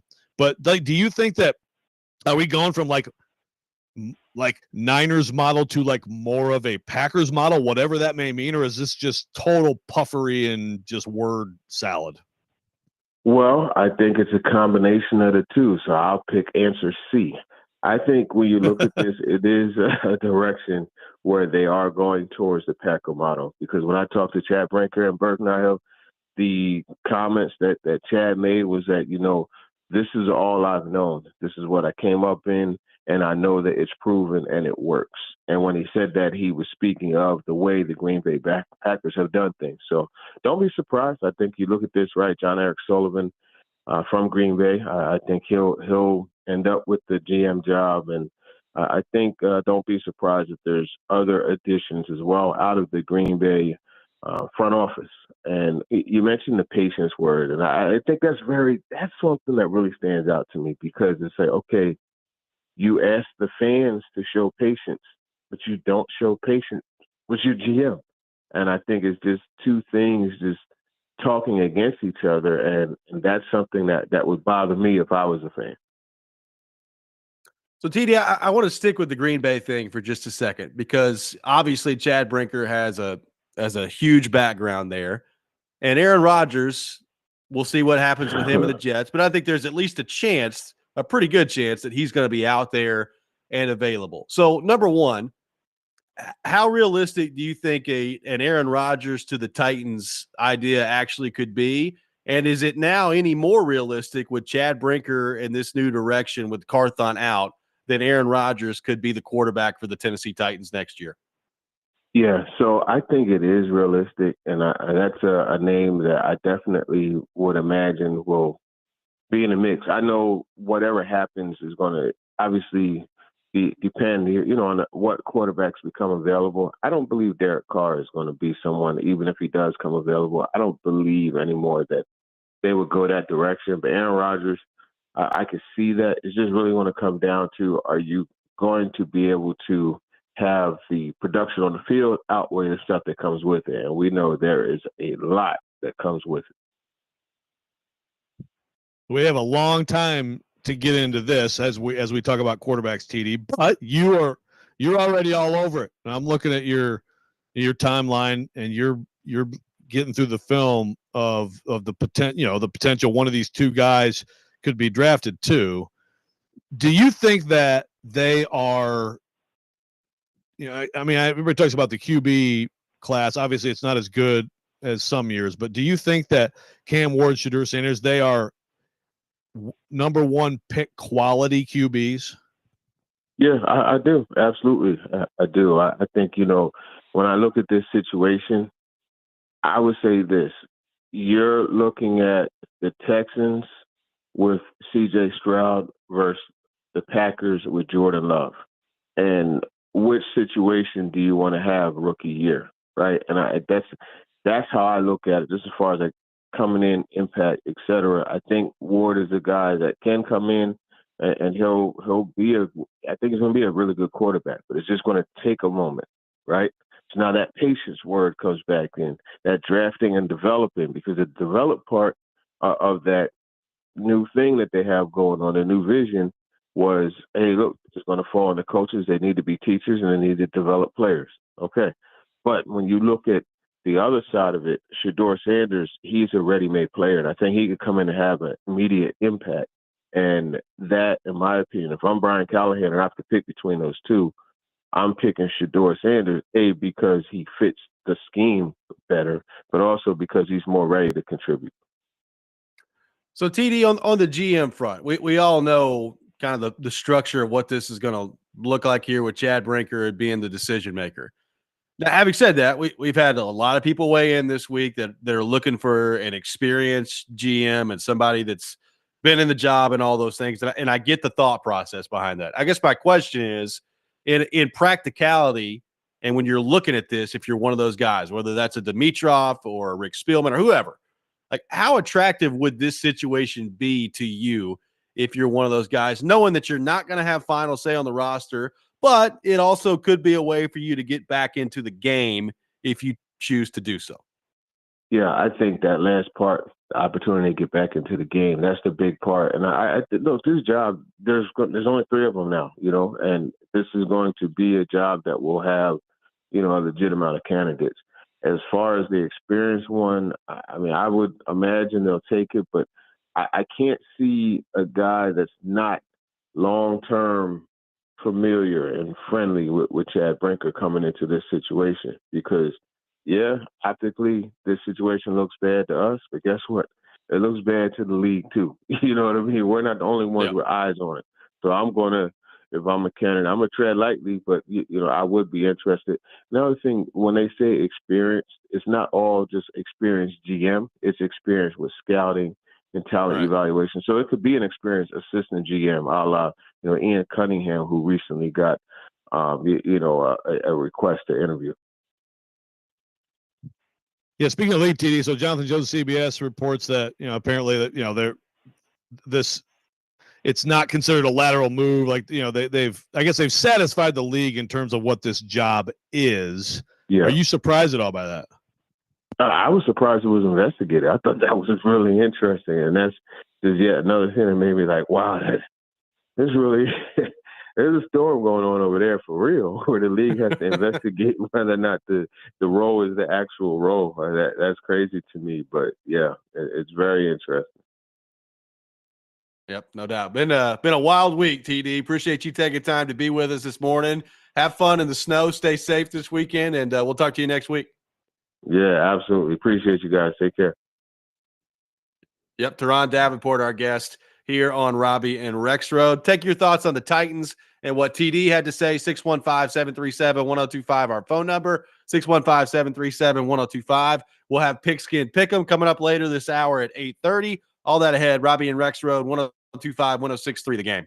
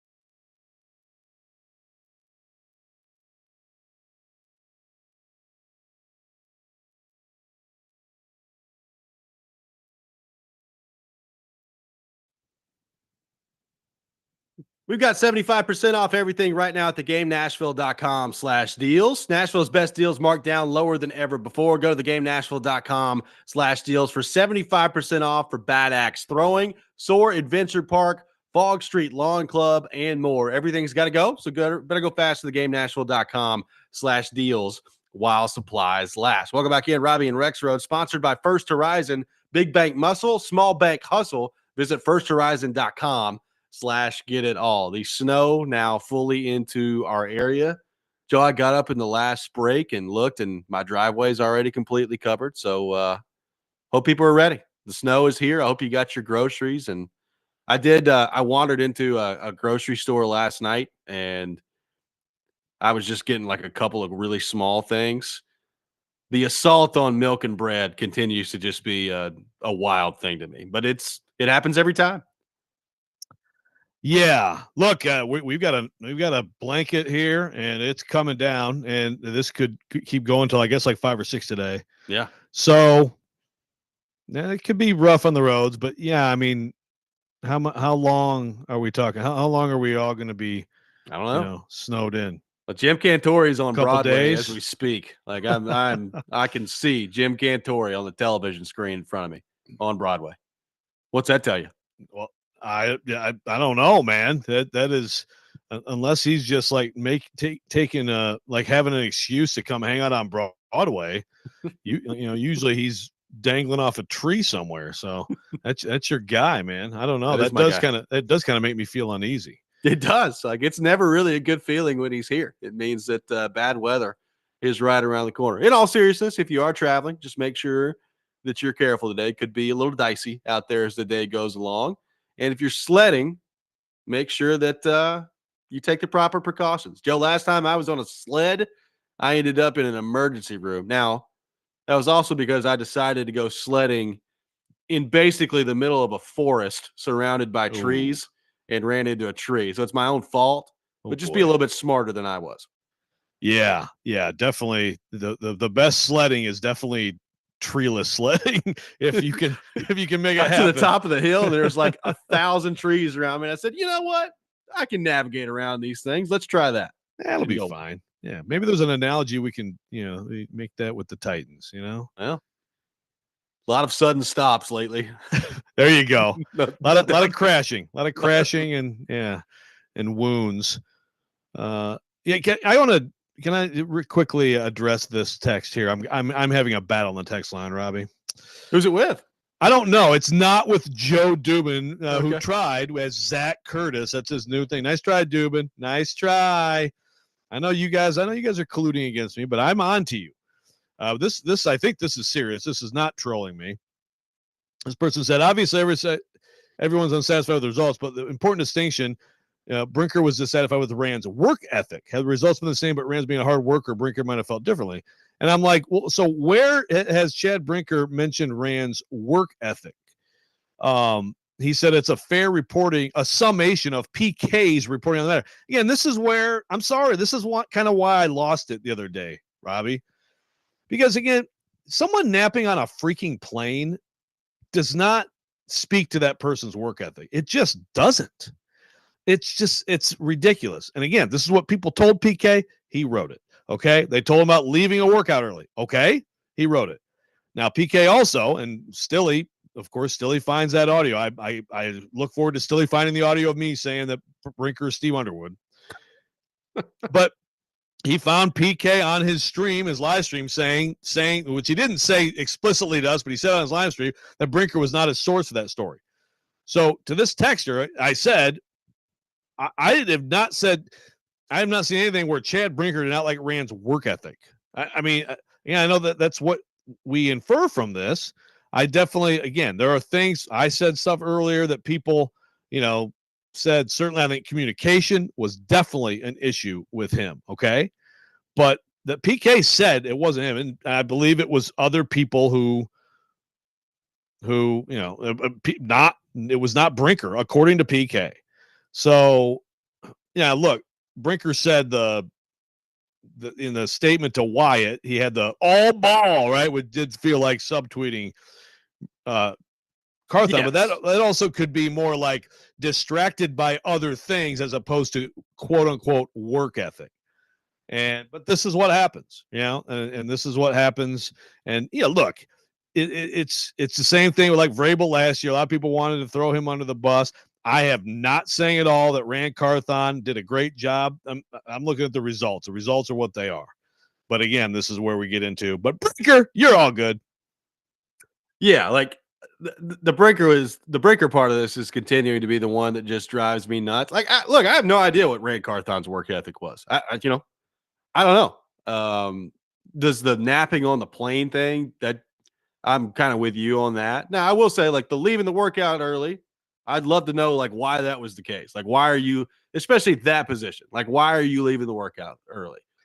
And it is sure. like, it is yeah, all the messaging. it's worth a question for sure. Right. Yes. Like, it is all the messaging of all ball all the time. Like, those are clearly shots at Rand, I think, in some way. It like, comes off that way. Yes. Is that his work ethic? I don't know. So I don't know what Rand Carthon's work ethic was or wasn't. It just, again, this entire week comes back to me of, why did you not just clean house? Like, I've been preaching clean house for 3 weeks. So obviously I feel that way. But like, even now in practice, it makes less sense. The route that they've gone and the statement that she put out there, it makes less sense to me than ever before that they didn't clean house. And that's what I can't get over. Yeah. No, it's complete nonsense. Patrick on the text line, are you seriously defending a GM that was fired that was universally known for being lazy? What a terrible take, and I'm a Bills fan. Okay, so now Rand is, quote, universally known for being lazy, end quote. I mean, it's just garbage, man. It's garbage. And I'm not defending the job he did. Clearly wasn't good enough. Made bad choices. That's what GM is. You go through the work and you make tough choices and you build a good football team or you don't. You lose your job or you don't. Universally known for being lazy. That's the leaps people are taking now. Well, there's no evidence of that. Like, first off, how do you know what somebody's universally known for? Like, you talking to everybody around the league? Like, what are we talking about here? So that's that's an incredible leap, what's being taken there. Again, now I do find it interesting when you look back at the way this is all unfolded, Joe, the way that the power structure was previously laid out continues to just make less and less sense. It's like, well, Rand Carthon is the general manager. Amy Adams in her video last year, we have Rand. We have a promising young quarterback. We go from that. And in the same offseason, you apparently give him an elevation in title and a contract extension. And yet his responsibility, by the accounts that we're hearing from now, seems to have diminished. So I don't understand how those two things add up, right? Like, on one hand, Vrabel's fired. The messaging from the Titans is, well, you guys are going to have to wait and see. Vrabel's out of here. You wouldn't believe the kind of work that Rand Carthon is going to do and the relationships and all that stuff. And he gets the contract extension and the elevation. And then Brinker surpasses him on the other hand. And everybody around the league apparently thinks that Brinker is the decision maker. It's like, how did we get there? Like, those two things in the same offseason to me make no sense. Right. And it's for whatever, again, I mean, PK has said, Brinker, he has, well, he's carried his water. No, I'm just kidding. Maybe a little, but he didn't think that Brinker was involved. I've heard that. I don't have a total consensus. PK, as Stillman said, he thinks he did. PK said, it looks that way. And I don't disagree with that. I don't know. What I do know is that the problem is the owner, and there's no reasonable explanation for any of this stuff. And that's the sad thing for Titans fans is, that ownership is going to stay in place, and it just feels like continue to make these changes. And how the heck do you get out of this? Really, I mean, the thing is, you better hope Brinker's freaking good. Yeah, exactly. You better hope Brinker is at the blackjack table and starts just absolutely hitting hot hands and has a bad dealer, man. who keeps busting, because that's the otherwise you're just how long do you stay in this cycle of losing and changing? Before the offseason's over, I'm going to talk myself into Aaron Rodgers to the Titans. Just a matter of time.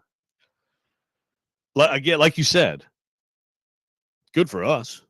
Yeah. We'll take it. I mean, that's by the end of the offseason, that may be the only thing I care about. What's good for us? We'll see. We'll have Pigskin Pick'em coming up next. Wild card weekend in the NFL, the second game of the college football semifinal. We'll get into all of that coming up next. The Game National Sports Network, your home for the college football playoff, presented by Twin Peaks and Parman Tractor and Equipment. Tune in tonight to 102.5, 106.3 The Game for the semifinal as Ohio State takes on Texas in the Cotton Bowl. Kickoff at 6:30. This is Robby and Rexrode, 102.5, 106.3 The Game.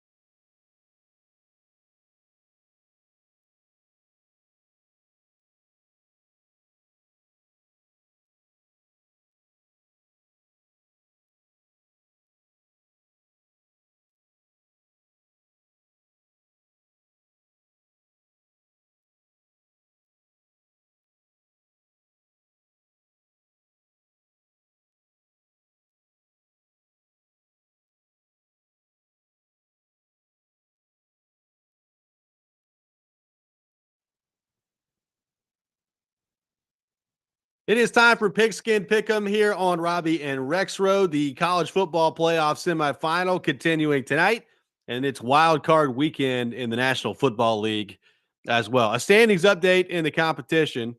Nick Keyser 2-4 this week, no lock. Joe Rexrode 3-3 this week with no lock. Robbie Stanley 5-1, no lock this week, which brings the overall standings. Joe Rexrode now in first place, 65-49 overall, 9-10 on his locks, good for 74 points.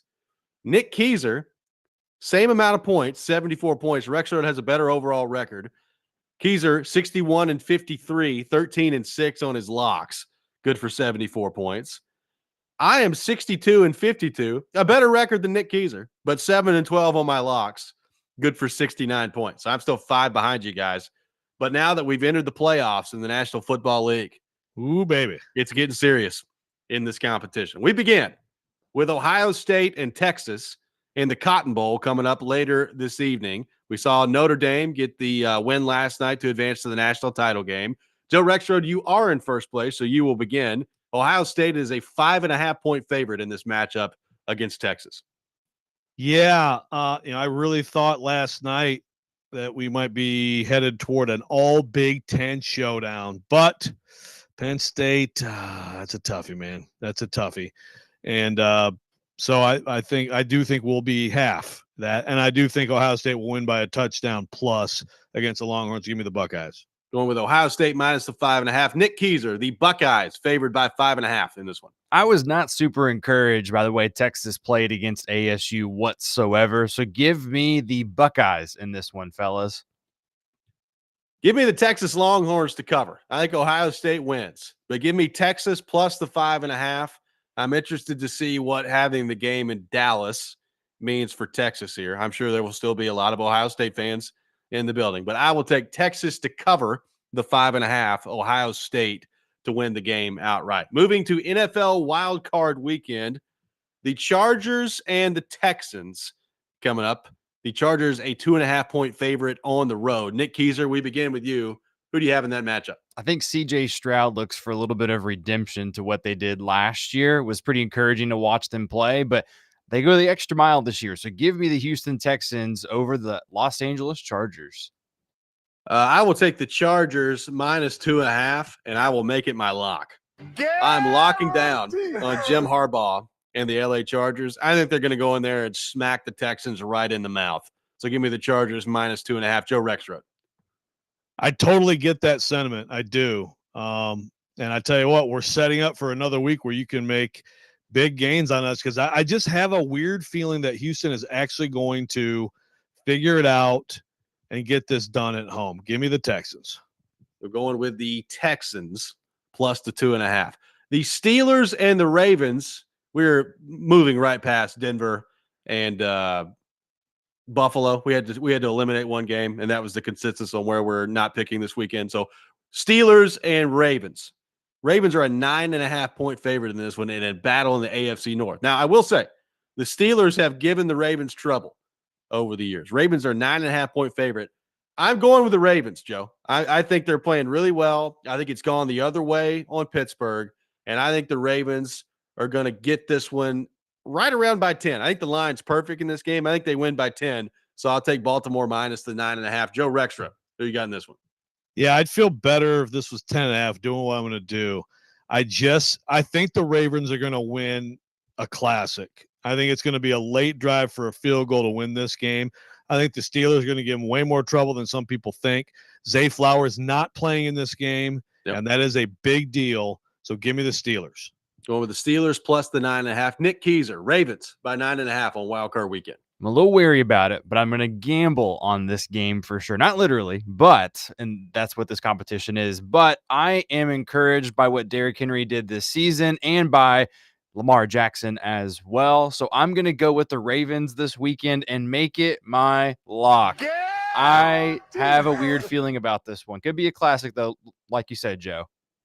Going with the lock with the Ravens.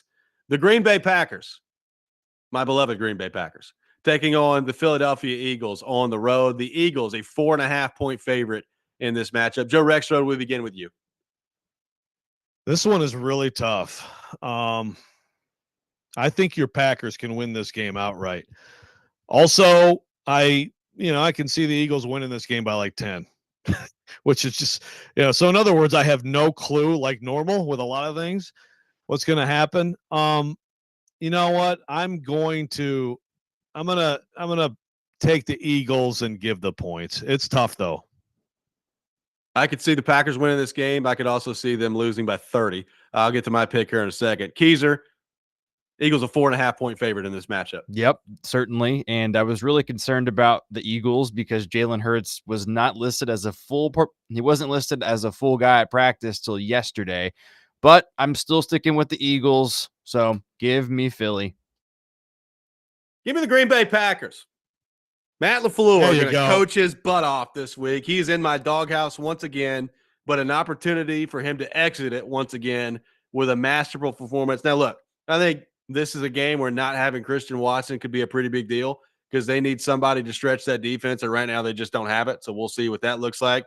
Jordan Love also has an elbow injury that apparently he's going to play through, but according to who you ask, could affect his throwing motion. So we'll see what happens on that front. But no matter what, give me the Green Bay Packers plus the 4.5 and to win the game outright. The Commanders taking on the Buccaneers. Bucks favored by 3 in this matchup. Nick Keezer, we begin with you. Yeah, I think Baker ultimately humbles the rookie. Give me the Bucks this weekend. Going with the Bucks. I am also taking the Bucks minus the 3 in this matchup. Joe Rexrode, Tampa Bay favored by 3.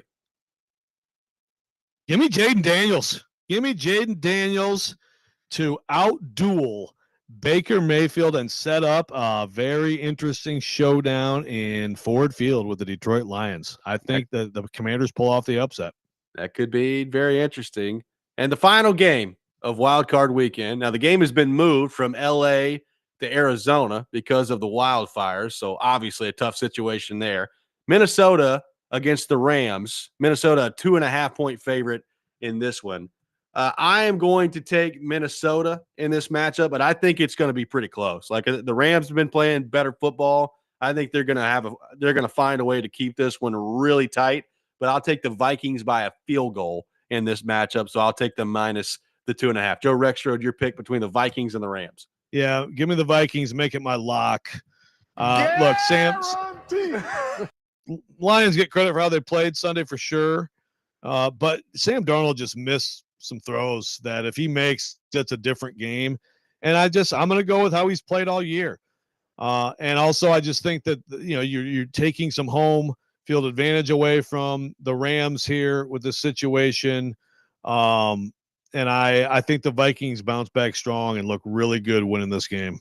Nick Keezer, Minnesota favored by 2.5 against the LA Rams. Yeah, I don't think the Rams lose the wind in their sails too much not being at home. If anything, they're more motivated to do it for their city, but I'm going to go with Minnesota this weekend. Sam Darnold overthrew a lot of guys last weekend, so not super encouraging by his stretch of the imagination, but we'll see if he does better. We'll see what the competition looks like in Pigskin Pick'em after a wild card weekend in the NFL and the college football playoff semifinal, which again, you can catch tonight. They're on 102.5, 106.3 The Game, Ohio State taking on Texas. There is some reporting, Joe, on the Titans general manager front that we will get to coming up next, including someone who Diana Rossini has considered to be the lead candidate for the Titans. We'll get into that. Robby and Rexrode, 102.5, 106.3 The Game.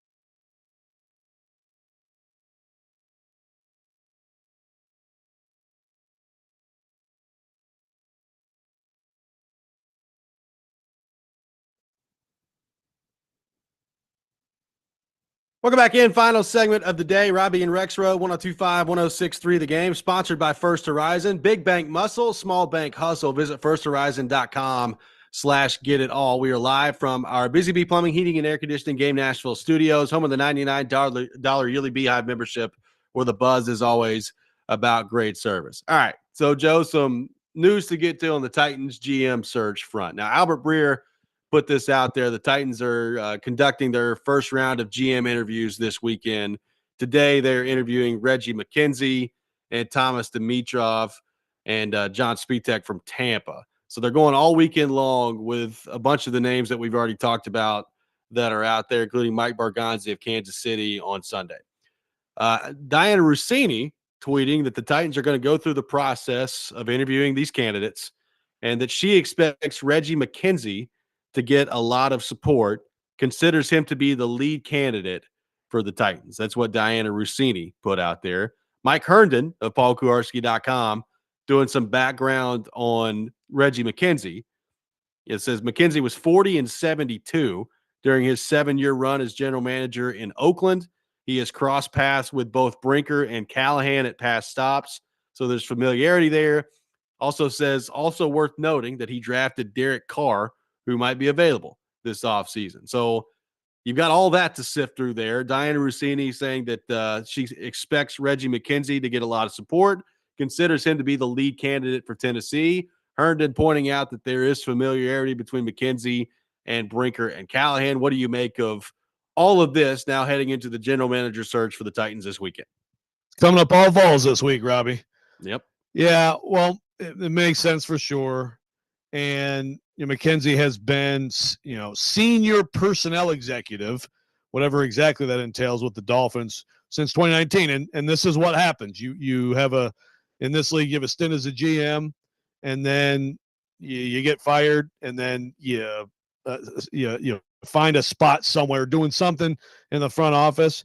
I will say with the Raiders, like you said, Herndon laid out that record. He did build a pretty good freaking team. After a few years of it, they had a pretty good team, like in, 16, I believe it was 16 or 17. I think it was 16, right? That they had that really good team. Yeah, because it was the same day that Marcus Mariota and Derek Carr both broke their legs, right? Yeah. So Connor Cook had to play in the playoff game, and it was a complete disaster. That was actually a team that could have done damage. Then, so among all the other things that are tied together, of course, a big scapegoat for what happened after that was Todd Downing being the OC, right? And all that stuff. So he did build a good team, and Derek Carr looked like he was on a certain trajectory, and then it sort of leveled off. But that is also an interesting thing to think about in terms of Carr as a possible, which was already an obvious name to think about, if indeed, whether or not McKenzie ends up getting this job. But it makes sense. Cross paths with Brinker.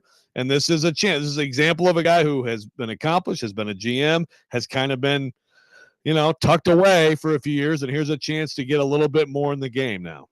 Yep. And as Rossini says, she considers him to be the leading candidate. Now, that doesn't necessarily mean that he's going to be the general manager, but that she considers him to be the leading candidate heading into all this. And, that would be interesting. Obviously, that's not, a Green Bay guy there. So it's a different kind of approach than maybe some are expecting heading into this. I do think that would be an interesting match from the standpoint of it is the guy that's been around in the league that has been a general manager before. So what sort of involvement is he going to have building the roster? Now, look, I know what they're going to say. They're going to say, well, we've got the new general manager, whoever it is, coming in and saying, this is a process where we're working together. They may even use the collaboration word again. We'll see what that looks like, but we know that Chad Brinker is going to have final say at the end of it here. I would just be really interested to see, like Reggie McKenzie, is it as simple as getting back into the game and being a general manager? You talked about what he's been doing in Miami. How much does the title of general manager play into some of this with some of these veteran guys? Yeah, it's a great question. And, how empowered does he feel in this job? And so he was with the Packers from basically, he was a pro personnel assistant, and then he was pro personnel guy for 11 years. director of football operations, which is an interesting title. Did he cross paths with Brinker though when he was with the Packers? Yes, he was director of football ops through 2011. That's how he got the Raiders job. Okay. And Brinker would have been there, an intern in 2009. So just right at the beginning of Brinker. Okay. 3 years though, because Brinker was a scouting assistant in 10 and 11.